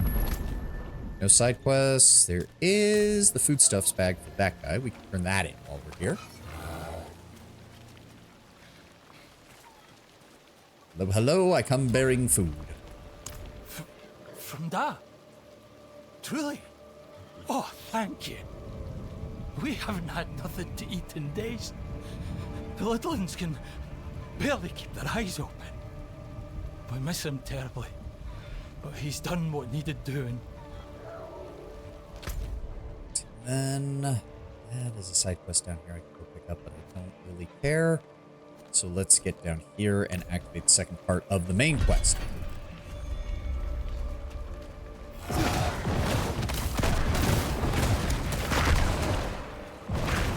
Die. Wait, why is there a... Oh, moss. Okay. I was like, what the hell is that? Because it's so close to town, I didn't think it was something that could spawn in that you could actually loot, but apparently I'm wrong.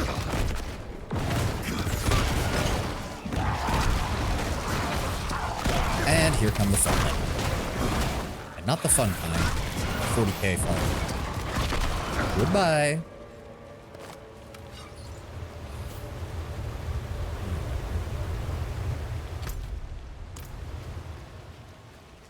Yeah, I know it takes a little bit longer, but I don't know. I never liked the fact that they gave you a mount in this game because I'd rather just there be more enemies on the road and then I just kill them and get more experience and loot. That's all I care about. Why would you play this game for anything else?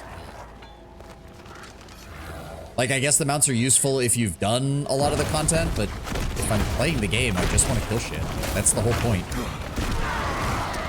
Oh, hi! So turn that on. Oh, boom.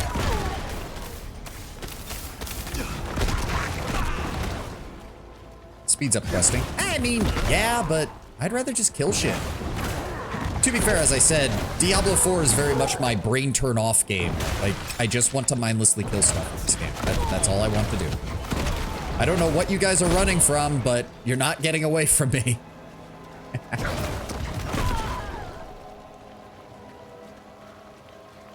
Any particular build you're doing? This is completely self-made. I haven't looked up anything in regards to the Warlock. I just saw that there was Hellfire abilities, and that's kind of what we're doubling down on. I've got the Hellfire version of Doom. I've got the Hell Fracture. I've got the Hellfire version of the Dark Prison, which is the Chain Aura. I've got the Sigil of Chaos, and I've got the Terror Swarm Fire version, Searing Infestation. Saw that. Overgrown vermin's broke another Nay, traveler. Thorn beast. All right, give me the side quest. That's all I care about. Oh, got that. Is that an upgrade? Yes, yes it is. Take it. The whole forest has gone mad. Doing a claw build, but soon we'll have the gigantic respec. The claw is nice. I will say, like, as far as visuals and like usefulness go, the Dread Claws is a great ability. It looks and feels great to use. There's a horned woman in the moors. If there was a fire version of the Dread Claws, I'd probably be using that instead. But there isn't, yes, unfortunately. She's after the druids who vanquished Astaroth. Ah, that madman Nefane lives out there. We already tried checking on him. Got as far as Boglinstone Circle, and then the druid's wolf companion appeared and bit one of my men. I'm already short on knights. Not going to risk what I have left on some bastard who hates the cathedral. Nefane sees us as intruders stealing from his land. But how does he expect us to survive? We need timber to build, ore to forge our weapons, wild game to eat. Truth is, I think his hatred for us goes back to Donan. They were friends once, but they had a falling out. Well, they had a falling out specifically because of the cathedral, but yeah. Not sure, but I met the druid once. I was riding through the moors minding my own business when he came up and spoke in the beast tongue. Caused my horse to throw me. I broke my leg. Hasn't been the same since. I don't care what happened between them. I'm just glad Donan came to his senses and broke it off with that brute.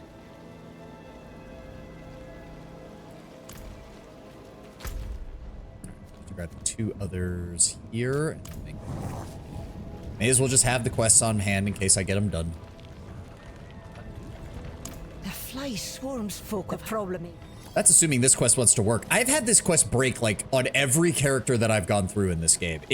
The enemies just won't spawn in until I like come back way later. And then after like days of having the quest in my journal, they'll finally spawn. Not something, but someone. You look the worldly sort. Would you be able to travel to the under the... Yeah. That's the guy who... Yeah, he's down there. Don't go just yet. I also love how they're like, we got as far as the cairn before his wolf showed up. And it's like, my dude, you literally walked like 2 minutes out of town. Like, even taking into account that the Diablo IV map is obviously shortened to make it so that it feels like you're traveling everywhere. This is still like a pitifully short distance from the town. Hello. Goodbye. I said goodbye.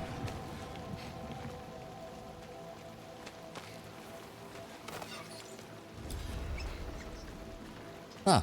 You know, I don't think I ever noticed that there's actually, this looks like a defiled waypoint. Like you like the teleporters. Huh. Stone is carved with a message, welcoming travelers to the forest where they can become one with nature, but something has been written over it in dried blood. Cathedral dogs not welcome. Big shocker. Come now, my friend. Do I smell like a knight? The warlock's like, yeah, I don't. Come on, man. You know I'm not. You know I'm not. See there? Not at all. Now, I'm looking for your master, Nefane. Poor doggo. Oh, is he this way? I'll follow you then. Huh. I'm pretty sure most of the other classes don't say something like they say something more along the lines of you want me to follow you or something, but the warlock actually sounded like he understood what the wolf was trying to literally say. There we go. Come on, get moving. Goodbye. Hold up, Mr. Wolf, I'm coming.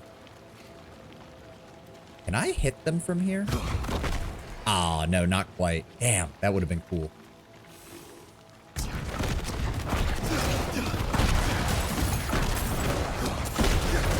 There.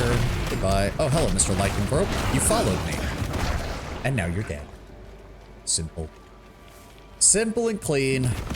Unlike this place, it's covered in fucking corruption. Yeah, skills have no cooldown. Or no cost. Good. I can just spam this then. Everything explodes. Nothing like running into a channeling shrine and then just letting you use your high-end abilities with no cost.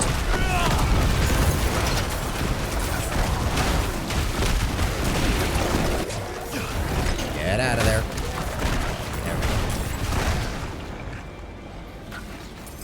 I do also like the visual. When I have all of the cooldowns running at the same time, that is just such a cool visual to literally be standing in what is essentially the center of a hell portal.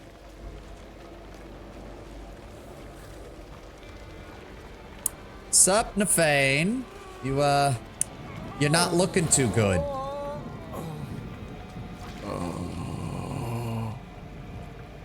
Nefane?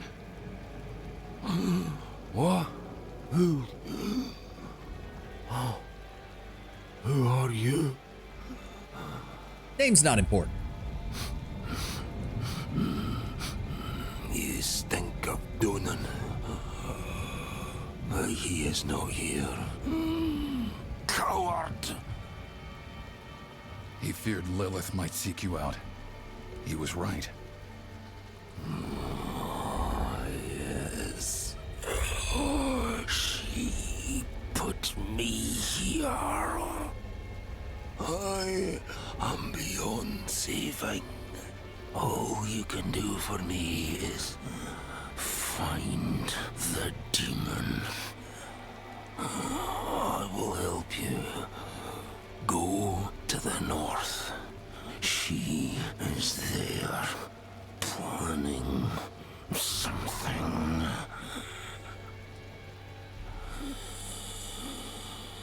There is still time to stop her. Fearban will accompany you. Hurry! You know, a vibe I always got from this was that Nefane and Arida both assumed that the other would resist Lilith and be there to lead their people. Neither of them realizing that the other one already, well, depending on the time period, depending on which quest you do, had already signed a deal with Lilith. Like, it really gives that kind of feeling. Like, they both assumed someone would be there to lead who wasn't Donan. And then the only one of them that didn't resist was, that did resist Lilith was Donan. Like, really feels like they played themselves there, which is very fitting given the nature of Lilith. I need to use the restroom, and I can't really pause because Diablo 4 is an always online game. Run the ad now so I can go to the restroom real fast. Please, Twitch, if you would, please. Dankeschön. Be right back, guys.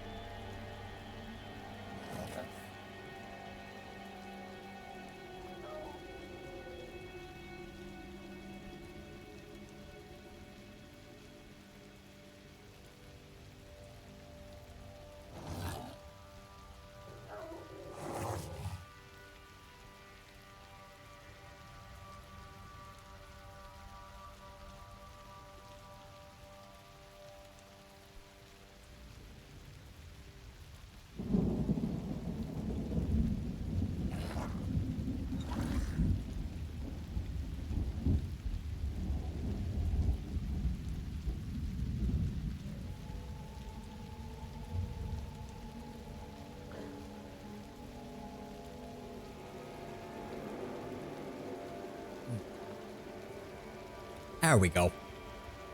I should grab myself a snack, a couple of pieces of pepperoni with a few drops of hot sauce on it.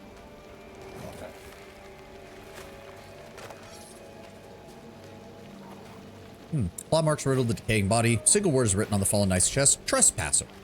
Great. Yeah, Nefane's a bit of a jackass. Why do you have ranged attacks? Go away. No.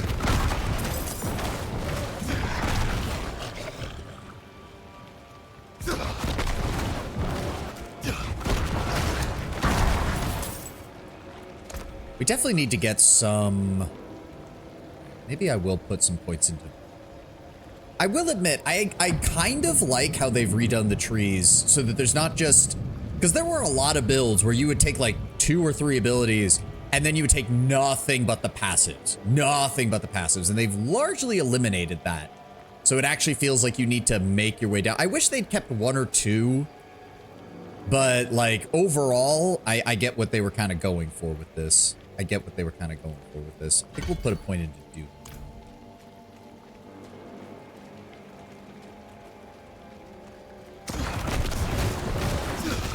Goodbye. I said goodbye. Good day, sir. I have delivered an explosion. You must shut up.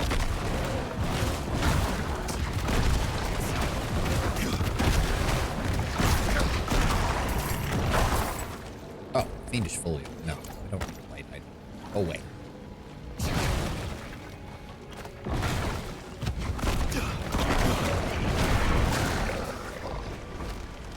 A barrier of blood. There must be a way to bring it down. When in doubt, set it on fire. Oh right, you have to clear out this whole area in order to get in here.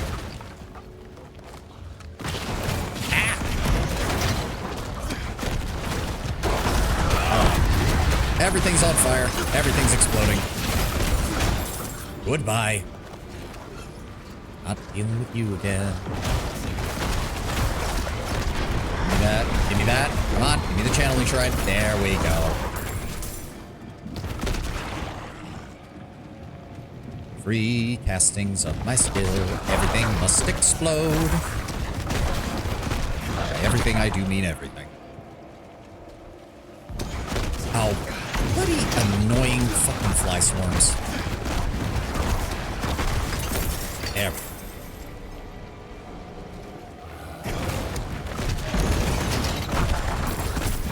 Yeah, I don't need too much cooldown reduction. I should be able to keep most of these abilities up all the time. Yeah. Anything good? Yes. And no. We're pretty much at the point where blue items are also pretty much no longer worth it. Should be able to keep pure rare items from now on.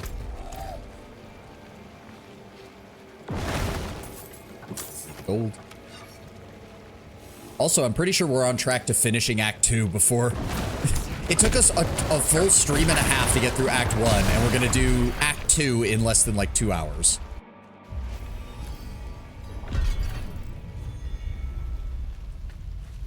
At least if I keep at this pace. Well, we only have an hour left. Maybe not. I think we'll get close, though. Boughs hangs the heart fruit, swollen with hatred. Let it burst forth and flood the streams and burrows.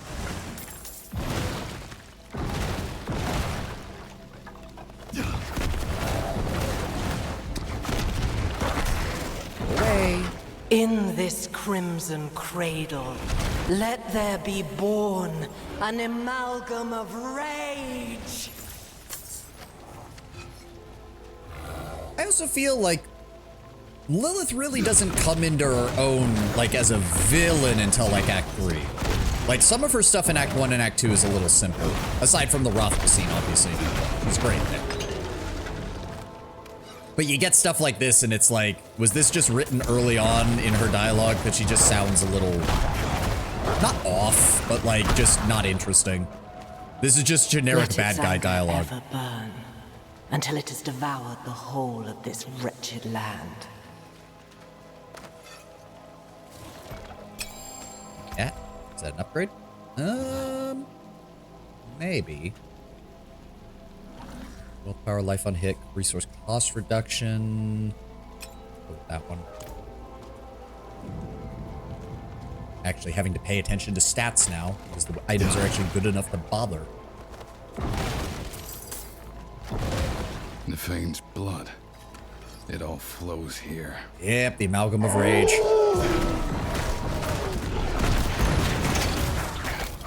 Come on, game. I hate it. What's that?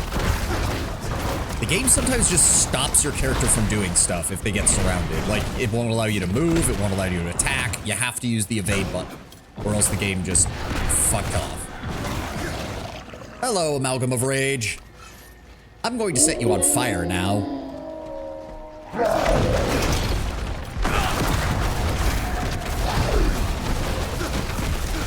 Come to me, spawn of hatred. We have tender meat to hunt. Kind of annoying you can't kill it. Not gonna lie. So you're wounded, but not dead. Where'd you run off to, little fellow? Chuck that. Is that better? Yes. All right, there we go. Full magic items. Or full rare items, I should say. Return to Nefane. Oh, right. You have to actually go back to Nefane. Which means you can't just teleport out.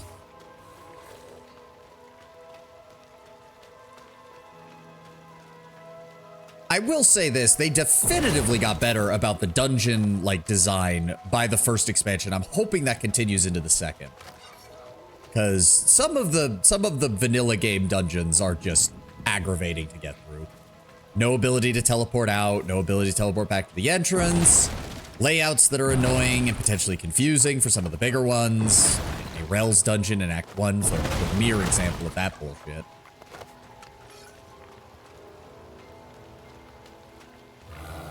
It's a shame too, because when they do good, they do good. Like, when we get to, like, the Hell dungeons in Act 4, those are great.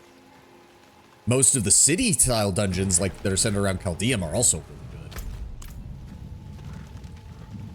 Just took them a while to get there is the problem.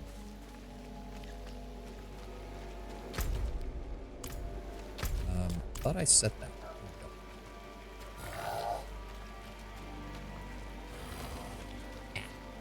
something in my teeth.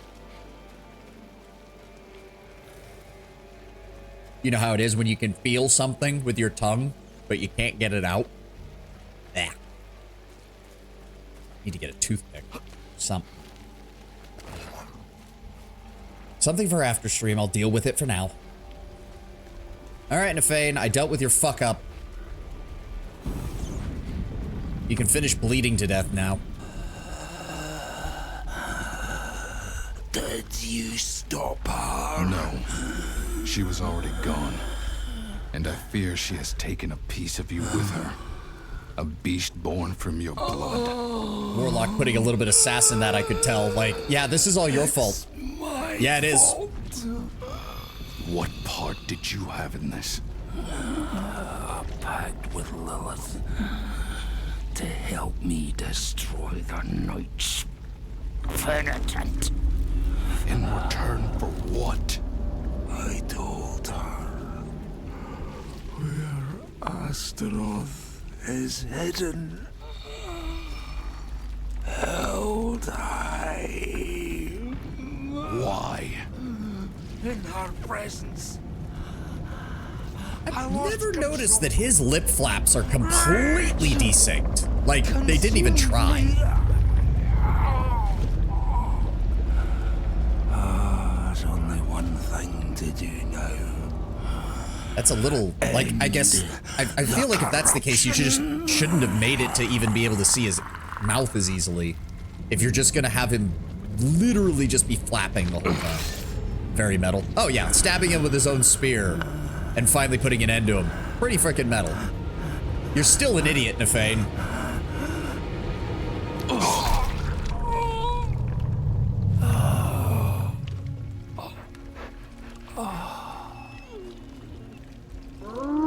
Yeah, sorry, doggo. Your master's dead. Sorry, buddy. Oh, shit. Right, I'm out of room. Yeet that. There we go. Damage per second, weapon damage, willpower, max. That's still technically an upgrade. The tip of the spear used to kill Nefane, now fashioned into a dagger. Its corrupted blood still stains the edge. How does that actually look? Eh, it's alright. I don't mind the... what do we need to do now? Oh, right. Okay, well, hold on. We need to stop off at Saragar so I can get rid of all this shit in my inventory. Lilith's corruption goes beyond just convincing people. I'm quite sure it also makes her presence is enough to bring out the worst, making the... Oh, absolutely it does. Absolutely it does. But, like, it still doesn't change the fact that Nefane's plan from the beginning was pretty fucking stupid.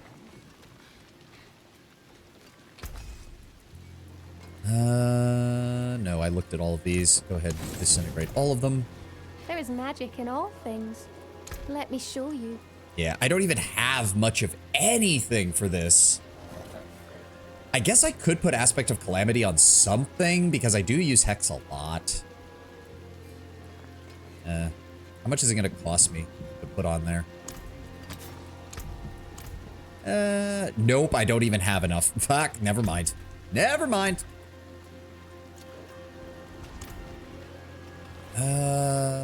Was there anything else I needed to do here? I have some obols. I don't know. What's my lowest item power? Boots. I can get a couple of those. Shame that. Go one more? Anything good? Willpower, max life, and dodge chance. Evasion. Evade grants additional speed for 1.5 seconds. And +1 to occult skills. No, not... No, not as good, but I need to keep an eye out for that affix then, because I did not realize that was a How thing. shall I guide my hammer? Is it hard to call people stupid for falling for her deal? From my perspective, no. From my in-universe Warlock's perspective, he would probably consider everyone involved in this story to be a moron. What was I doing? Right, Eltame and the end, and getting close to the end of Act 2.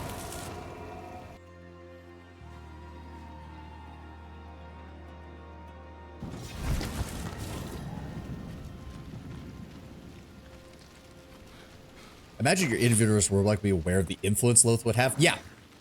I mean, more than likely, given the fact that he's also infected with the blood, which is a more direct form of her corruption that can outright change who you are over time.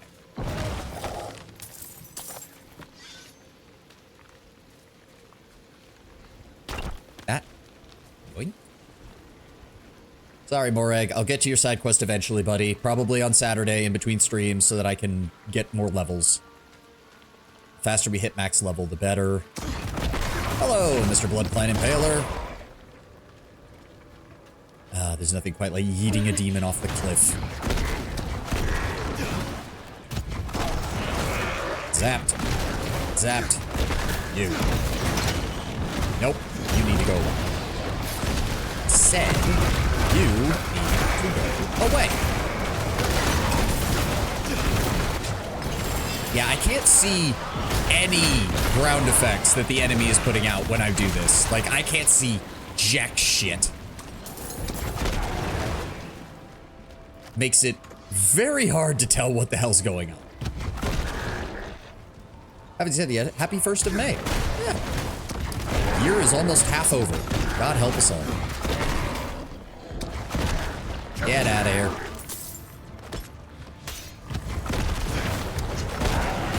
I want all of you to explode. I do like that the Valok guy actually does draw enemy attention if he's close to the enemy. I'll have to find another way inside. He has blocked stuff for me, despite having no health pool and apparently not being capable of being killed. It's kind of nice just to have a demon that just sits there and can take hits for me.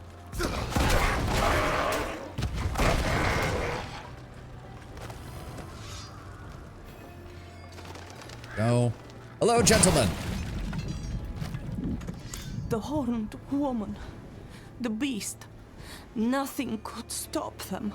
Not our steel, not our prayers. Listen to me. I must find Donan. Where is he? Come on. Somewhere inside. Dead, like the rest, for all I know. The light has forsaken this place.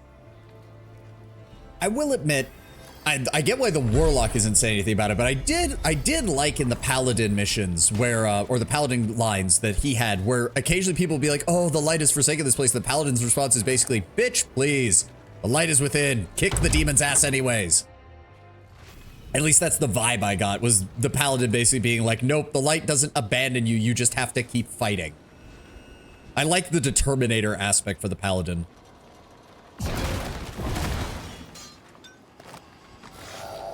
I don't care about your problems, where is Donut? Yeah.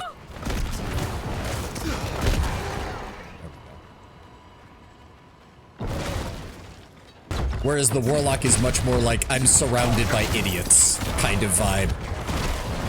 But also at the same time, not wanting to reveal too much about themselves, because it's like, that's a bad idea.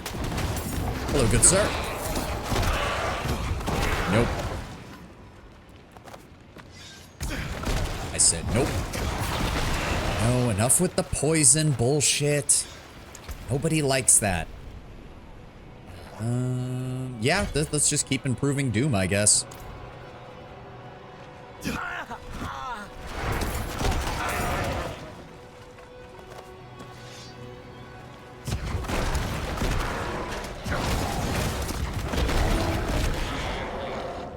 I do want to see what the Warlock's unique legendary affixes are soon. Like, we only seen one, and it gives Hex, it makes it so you can basically get guaranteed crits once you hit the enemy with Hex. Go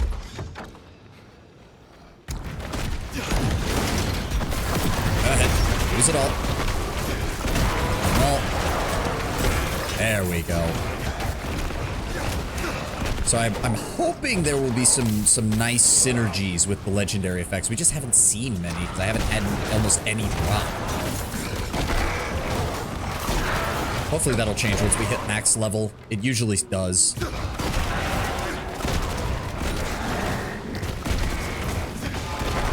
Get out of here. I'm hoping we actually get to finish Act 2 before the end of this stream. That would be nice. We just have this dungeon and the final boss, I think, if I remember correctly.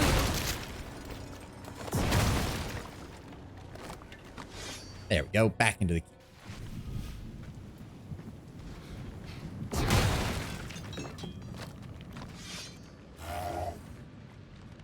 You know, I never actually looked over here before.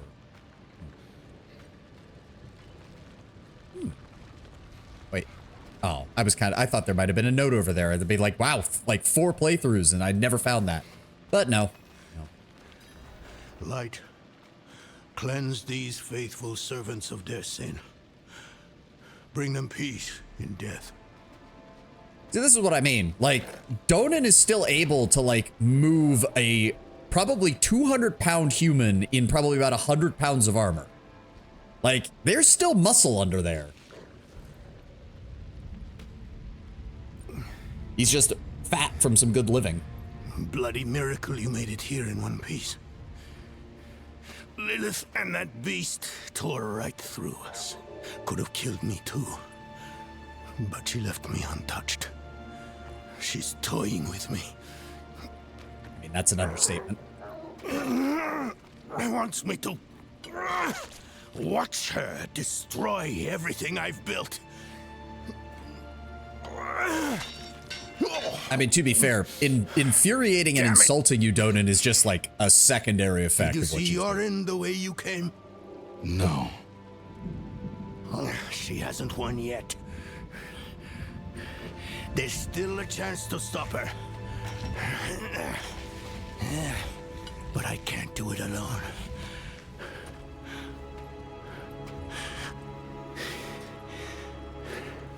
I'm with you. Where is she now? An old chamber beneath the keep. That's where Astaroth is. I didn't vanquish him like the stories say. I imprisoned him in a soul stone. It was a last resort. I built Eldheim over the stone to contain its evil. I've spent my life watching over it, keeping it a secret, so Astaroth would never hurt anyone again. Not even my son knows. I mean, not the worst plan, all things considered. Especially because even as a Duke of Hell, Astaroth doesn't have nearly the corruptive aura that something like a Lesser or a Primeval does. We should get moving. Follow me. If you didn't see Yorin outside, we'll search on the way.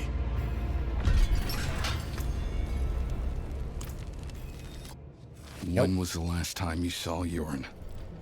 We were discussing what happened to Erida, and then Lilith stormed the keep. I ordered some guards to escort him out of Eldheim. I should have... This night, he was with Yorin. Yeah, see, this is what I mean by Yorin. I feel like Act 2 is a little rushed. Act 2 should have been slightly longer, just a little bit, and Yorin should have accompanied you for pretty much the whole thing to make you think that he was going to be joining. Especially because, let's be honest, he's more sympathetic than Donan is at first. And he's able to bridge the gap between the cathedral and the locals, which actually does make him a bit of like the local hero kind of feel to him. The death flags are a bit too clear. Oh, it's worse than death. You'll see, Lord Brown Bear. It's worse than that. One of Yorin's protectors. The last of my son's guardians. One of the guardians don't in order to watch over Yorin. Just a broken corpse now, marred by claw marks. Yorin's mace sits atop the body, but there's no other side. I told them to get out. Maybe he and the Knights tried to stop Lilith. Could she have taken him somewhere? What possible reason would she have? He means nothing to her. We need to But he means everything to you. The way to Astaroth And is through you here. denied Lilith, and she does not like that.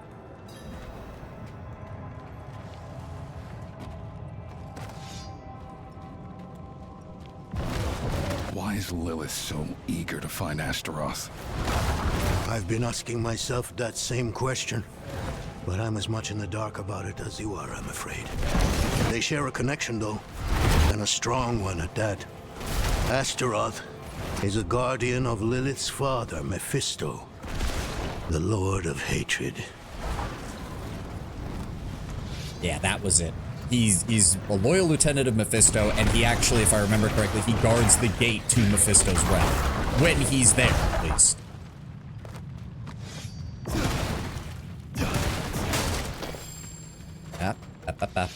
Need that. Upgrade? No. Upgrade? No.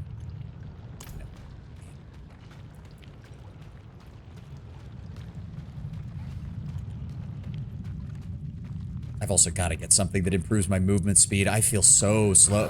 After I got so used to playing the Paladin with the Arbiter form that automatically gives you like a 50% movement speed bonus and then building even more on top of that. God, it feels weird moving at like essentially base speed this entire time. It is so aggravating. I feel so slow. The Soul Stone Chamber. Lilith has what she wanted all this time. Is it cutscene time? I think it's cutscene time. She took the stone. No sign of Yorin, though. We need to find him. On game. There we go. Yeah, Lord Brownbear, you say death flag, but it's worse than death. It's worse than death. You'll see.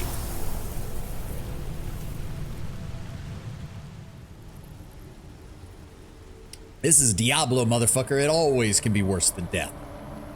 Mighty Astaroth. The charred Duke himself. Very red flag. Yes. Confined to a cage. What a pity. Daughter of hatred. Ma'am, I'm a direct subordinate of your father. Please do not hold my soul stone that close to your chest. I don't need him killing me. Welcome. In exchange, I will give you freedom. And more. Donan's progeny. His pride and joy. Your retribution. If you give me what I want.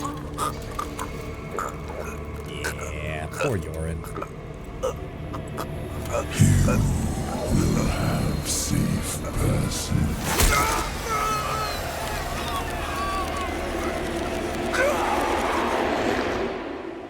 Notice how the shadow of the previous shot had Yorin have forts. Yeah, yeah. I know. They put little things like that in. They put little things like that in. Was it another vision? Did you see Yorin? Yes. Lilith stabbed him with the Soul Stone.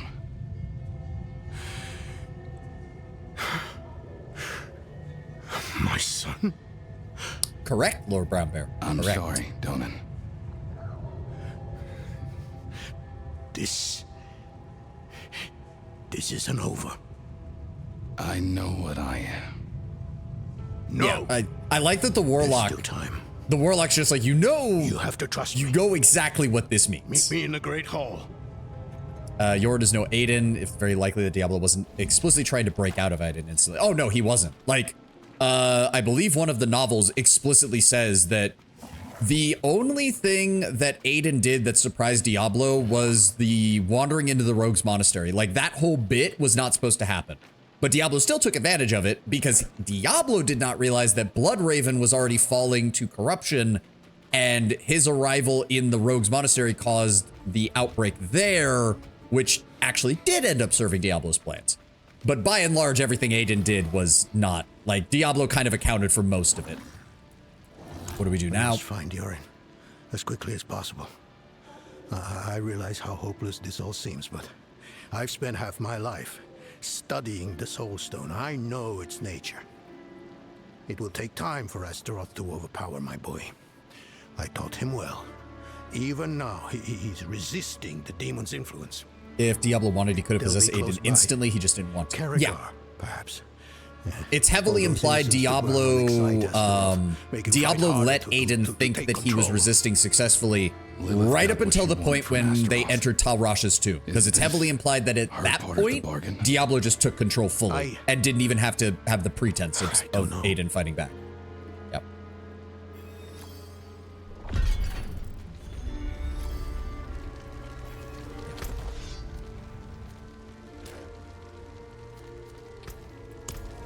Saragar. Yeah, we should. Oh yeah, we got 30 minutes. We'll definitely be done with Act 2. We'll definitely be done with Act 2. Question is why he needed a human guys for so long. Part of it was to get Marius on his side, because having Marius actually turned out to be very beneficial to Diablo's plan when dealing with Tyrael in Tal Rash's tomb. The second is that it allowed him to spread the corruption and open additional portals to hell easier in that region without drawing the ire of what few organized forces that would have caused him problems. Namely, don't forget that the paladin, like, don't forget, Tenwin, the paladin, the necromancer, the sorceress, the assassin, the druid, and the Amazon all had official support from the groups that they represented to go and find Diablo. The only one who was kind of acting on his own was the barbarian, because the barbarian was like, I'm not just going to sit around while the world burns, I'm going to go hunt the primeval.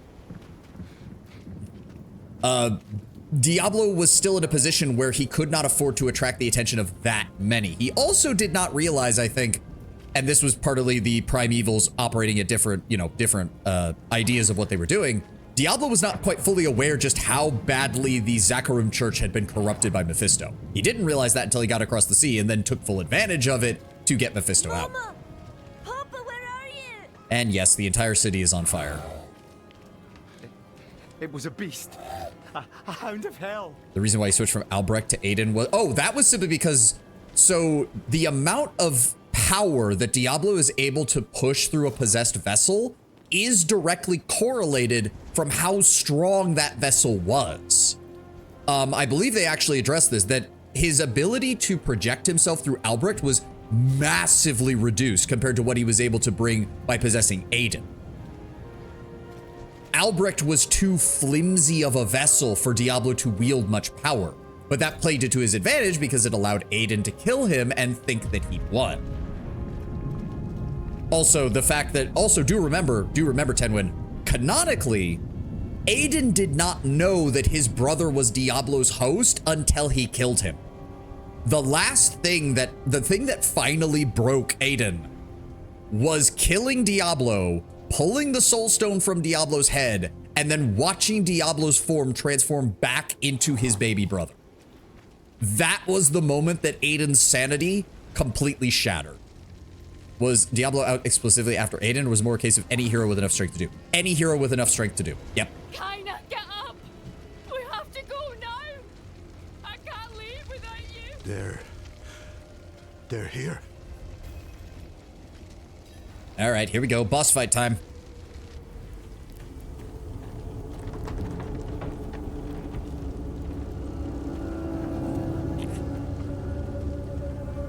You're in! Oh, poor Yorin. You're in!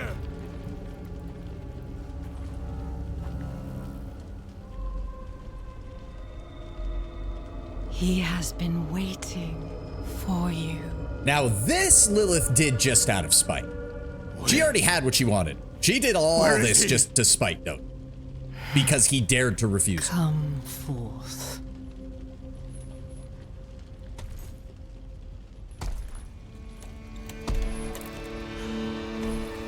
My boy.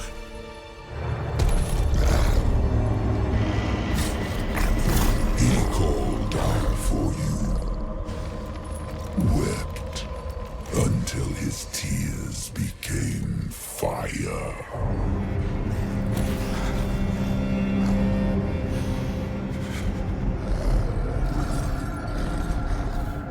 Do as you please, Astaroth. I have what I came for. And gone. Yep, total aura. Yep. I'd like to imagine my warlock's like, I've never killed a Duke of Hell before.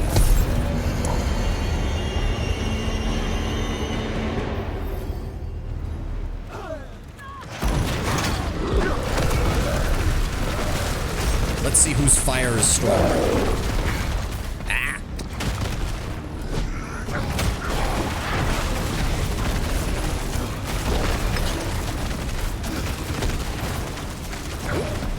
That way.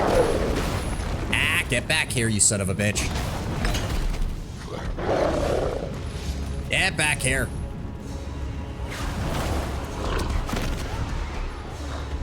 I don't like being this slow. I really don't.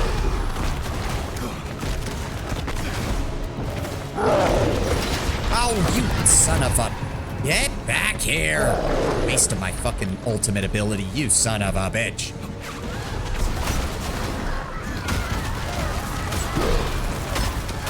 There we go.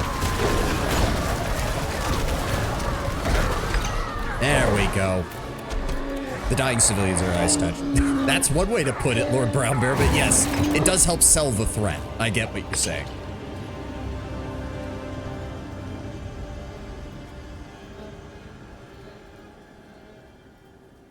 So the fact that his hosts were brothers was pure coincidence? Not pure coincidence, but it just kind of worked out that way with how Aiden was kind of the last, like, strong opponent that was left to face Diablo at that point.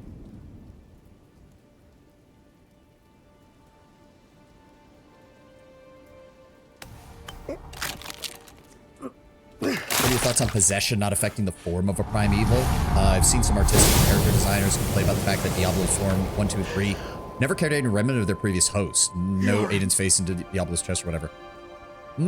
That's not true. The Diablo 1 form is noticeably less buff than the Diablo 2 form, indicating Aiden was stronger than Albrecht. And the Diablo 3 primeval form still has a body type that is, shall we say, noticeably feminine, given the fact that he was possessing his daughter at the time.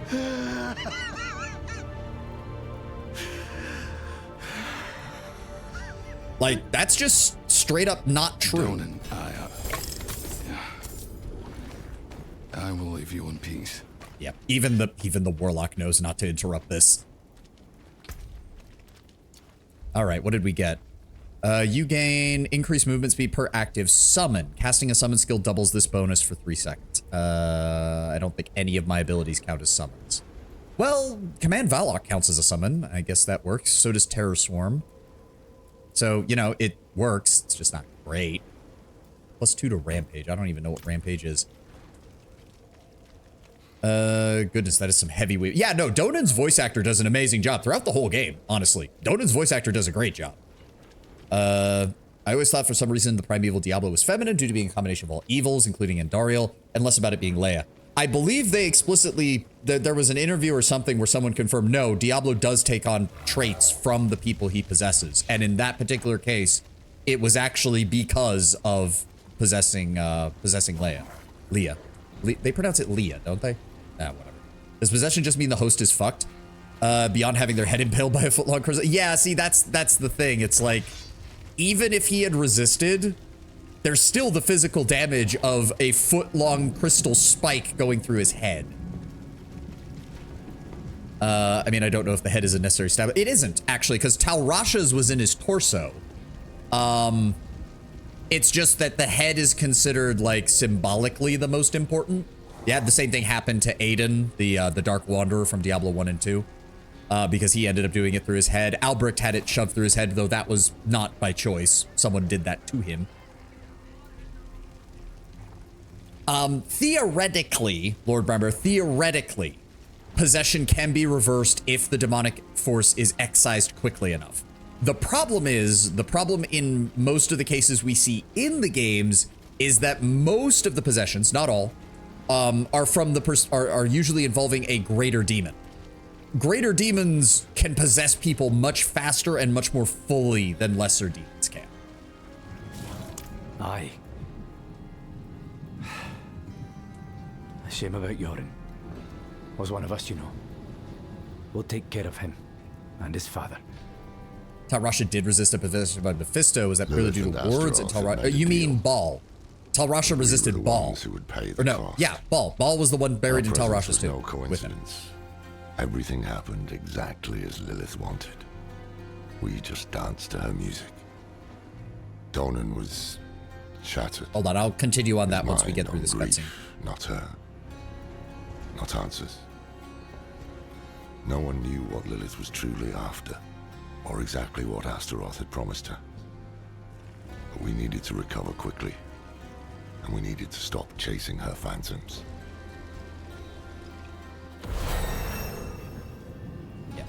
As far as we can tell, if I remember correctly from the books that they revealed, as well as some of the plot details that were released around the time of Diablo 3, the plan was for all three of the primevals to acquire hosts once they got to Sanctuary. And Baal did want a powerful mage as his host. Tal Rasha, so it wasn't necessarily Tal Rasha's willpower that was the problem with Baal. What Baal underestimated was the sheer number of security measures that the Haradrim put in place to make sure that no one ever found his tomb. That delayed Baal's part of the plan, which is why Diablo had to go and find him. Because say what you will, the location for Diablo and Mephisto's soul stones were, to put it bluntly, incredibly stupidly chosen. Like, Mephisto's the Lord of Hatred, so putting him anywhere near anybody was a bad idea. Putting him near Travancore was an absolute shit show of an idea. Diablo at least had the excuse of where they originally buried it was empty. No one lived there at the time. The Kingdom of Cuirass did not exist. They just got unlucky that later on, one of Diablo's cultists, that being the Archbishop Lazarus, found out the location of the Soul Stone and convinced the guy he was working for to set up his new kingdom there. These guys are actually competent. Yeah, no, but like, and to be fair though, Tenwin, remember what I said. Baal is still intelligent by the standards of demons, but he's noticeably less long-sighted than his brothers because he's the aspect of destruction.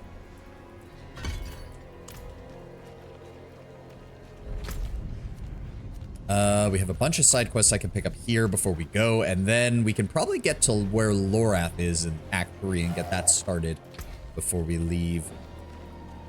Ooh, that is a much higher damage weapon. Weapon damage, maximum life, life on kill. Yeah, I guess it is still technically an upgrade. Anything else? Willpower, fire. Ooh, actually, yeah. Give me the fire damage on that. Give me fire damage on that. Couldn't they have done the old slink to the bottom of the ocean bit with the soul stones? No, because soul stones can corrupt most any life that comes near them. And the other problem as well is the oceans of Sanctuary are not very well described or understood. So there's no guarantee that the soul stone wouldn't have eventually washed ashore somewhere, which would have had its own problems.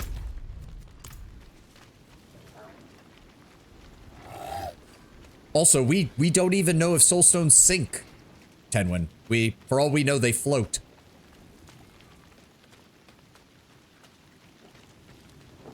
That would be hilarious if that had been an issue. That would have been hilarious. Tenwin, you just put the funniest idea in my head, where the Haradrim are gathered around the soul stones, contemplating how to use them and what they should do, and one of the Haradrim just speaks up and is just like, dude, we get the primeval, we stick them in the soul stone, and then we throw it in the ocean. And then one of the Haradrim just picks up the soul stone and sets it down in a bucket of water and it floats. And they just go, shit. Encase in brick, cover in wards, drop brick. Tenwin, do you have any idea how corrosive seawater is to just about anything that we put on it? Or put it on? We can always use a strong back. Truthfully, lot of folk. Yeah, just give me the quest. Yeah, but does a Haradrim know that? They were the most advanced magic user. Also, magic fails eventually. That's part of the problem, Tenwin. It is... Entropy affects magic the same way it does everything else.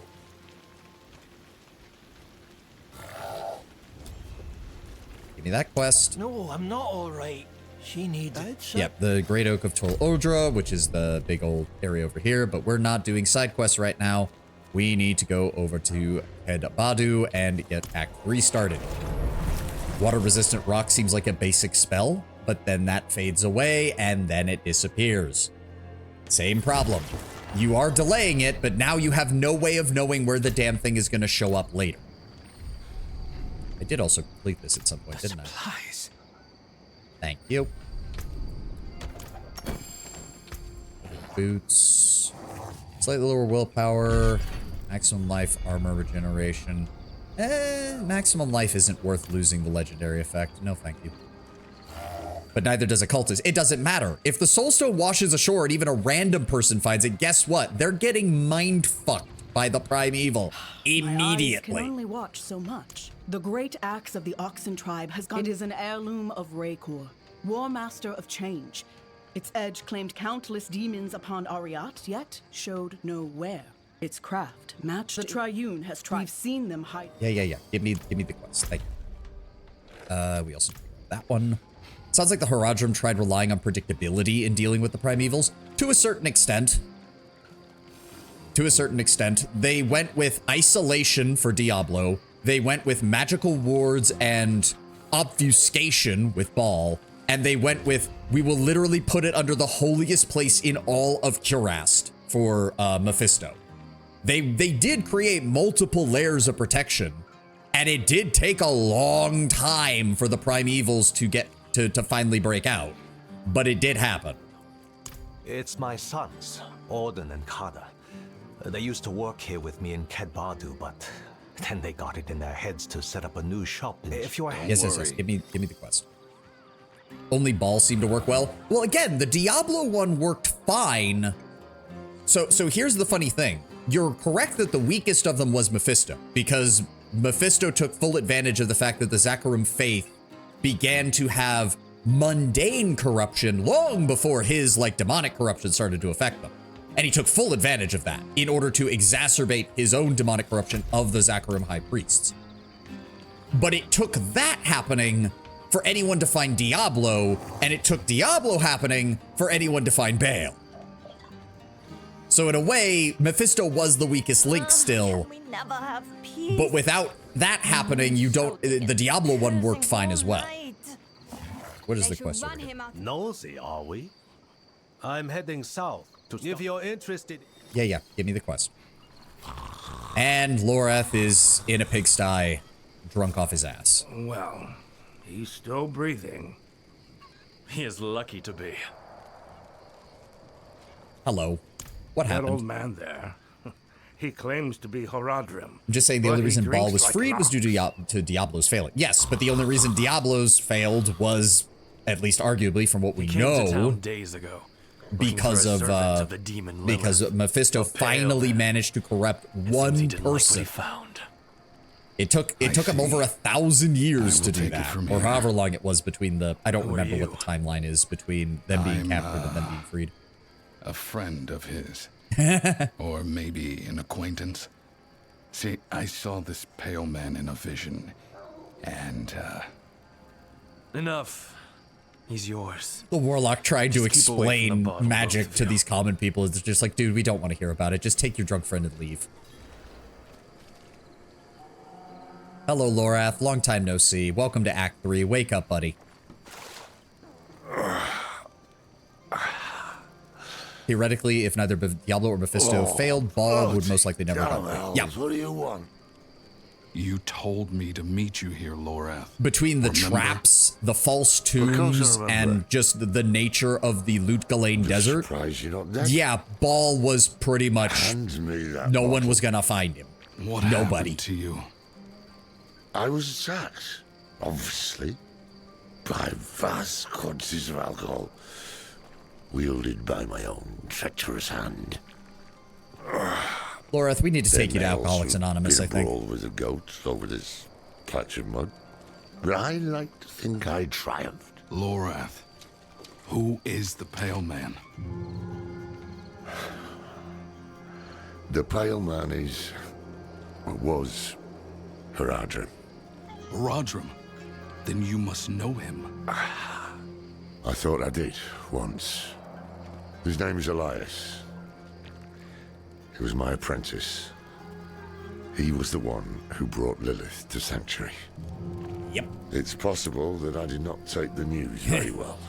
No shit. What must we do then? Find it. Figure out what he's done. What did it take for Diablo's prison to fail again? Was it just the Vizier guy? Were there other details? Oh, it was just the Vizier. Listen. Cause, okay, I'll wait for the cutscene to finish. Here someplace. She has some messages we'll need. And I'm of no use to anyone right now. I'd say, get yourself a magical Could you hangover find here, her? there, Lorath. Enough time has been wasted.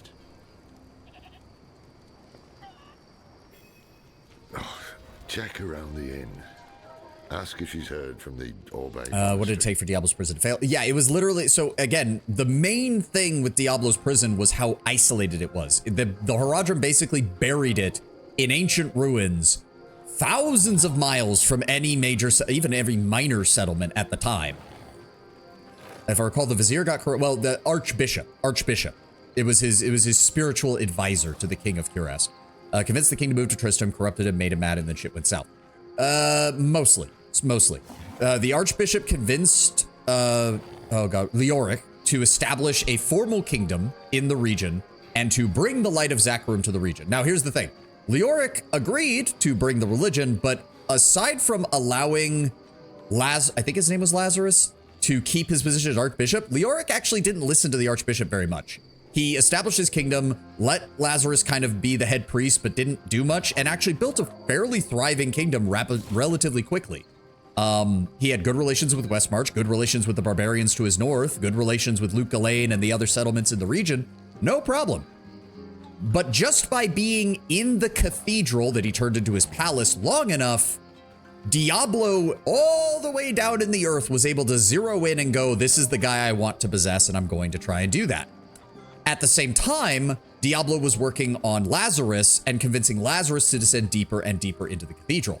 Once Lazarus got down deep enough, Diablo, if I remember correctly, Diablo gave him orders to crack but not destroy the Soul Stone. Because if he destroyed the Soul Stone, Diablo would be banished immediately back to hell as a wandering spirit. But by cracking it, without fully destroying it, it allowed more of Diablo's power to seep into the real world, which he then used to try and corrupt Leoric. This led to Leoric going mad. Funnily enough, it is implied that unlike Aiden, Diablo actually wasn't able to take control of Leoric, at least not without doing it directly, and he didn't want to do that. Failing in possessing Leoric made him turn mad and tyrannical, causing civilians to rebel, killing him, causing the Skeleton King. Correct. That was a, multi-year long process, though. Leoric held out remarkably well for a normal mortal man, having basically the Lord of Hell constantly whispering in his ears, non-stop, day and night, awake and asleep. It didn't matter. Yeah, Leoric was tragic because he probably resisted Diablo better and longer than anyone else ever has. In any other setting, Leoric would have been the hero to storm the rest of the cathedral and find a way to, reinforce the Soul Stone. But because nobody knew it was there, and Leoric had no fucking clue what was going on, because the one person who could tell him was the one person who was acting against him. Day and night, wanted to hear the latest celebrity gossip. No, not again. Yeah. But that led to all of that. Diablo finally rescinded, told Lazarus to grab Albrecht, the younger son, and make off with him. By this point, Leoric had already declared war on Westmarch, so Aiden was off with the Lakdanan and the other knights of Kurast fighting the war against Westmarch, which is why he wasn't involved. What was I doing? Right. Well, mainly just ranting about story while we finish up here. We've only got a few minutes anyway, so there's no point in trying to get out and about right now. We can just wrap up here and finish up. Didn't Albrecht try and stop Lazarus? No. Albrecht was 13. To Albrecht, Lazarus was just his father's spiritual advisor. Albrecht was a 13, 14-year-old kid, maybe 16 at most, watching his entire world implode around him. His mother was executed for treason. His brother was sent off to war. His mentors and bodyguards were all sent off to war. He watched people he knew in the city of Tristram being slaughtered by his father's own orders, and his father steeping further and further into madness. And then one day he wakes up in the middle of the night, Lazarus clunks him over the head and drags him off into the cellars, ties him down, and then stabs a soul stone through his head. Albrecht had no fucking clue what was going on. No word from Orbe. Same as yesterday and the day before. But So I recall a journal from D3 mentioning Lazarus being incredibly annoyed with Albrecht because he was a nuisance and in his way, but I might be... It was because Albrecht's presence was the last stabilizing force on Leoric. After Lorath's performance last night, I wager he'll want to know.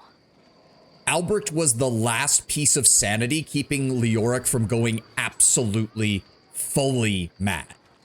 Like, yes, he had killed his wife. He had killed people in Tristram, but there was at least a semblance of the man he was. There was still, like, if you actually, those same Diablo 3 journals of Leoric show that there was still a part of him fighting the corruption, even after Diablo stopped trying to directly possess him. But once Albric disappeared, Leoric went full Mad King and started ordering the deaths of everyone in Tristram. At that point, of course, there weren't many people left following his orders.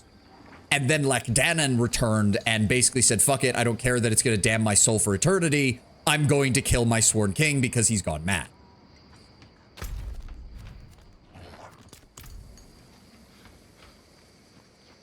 But yeah, like that was the last straw that Lazarus needed to remove, was kidnapping Albric and setting up the possession was what truly finally broke Leoric. And we got the second most recurring villain in Diablo. Yep. Because the madness did not go away just because he died. Strange. I wrote to the Obey Monastery the day I arrived. The abbot should have replied by now. Tekrin spoke of a rumor. A pale man, seen near the canyons. The canyons? Why didn't you say so? We go at once. Ugh, but we can't leave Obey unchecked. Diablo, Diablo 3, Diablo Immortal, all having the Skeleton King. Yep. You can meet me there or go to the monastery. You seem reliable thus far. Do not prove me wrong. I can't help but feel that there was a slight side eye when he said that, glancing over my character's shoulder and seeing this thing following him. You seem reliable thus far. All right, I think we're going to call it here. We got like 2 minutes. I'd like to raid into somebody. I think Lucy is playing games right now, so I'd love to raid into my Oshi. Let me see what we got here. Who is on right now? I'm hoping she is.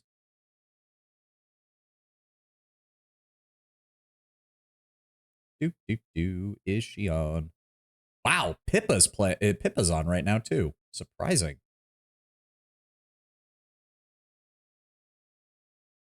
There she is, Lucy Pyre. Looks like it's a sponsored stream, so hopefully she does not have raids off. There we go. We're going to be raiding into Lucy Pyre. Thank you all for being here. Thank you all for joining me. Hope you all have enjoyed this time with Diablo 4. We will be continuing our adventures with Diablo on Monday. Sunday, we will be back to Mech Warrior. As I said, we're going to be bouncing back and forth between those. I hope you all have a glorious rest of your Friday. I hope it goes easily and you're able to get to your weekend as soon as possible. Lord knows I am looking forward to it. So thank you all for being here. Thank you all for joining me, and I will see you on Sunday for Mech Warrior. Have a good one, guys. Thank you so much for being here. Bye-bye.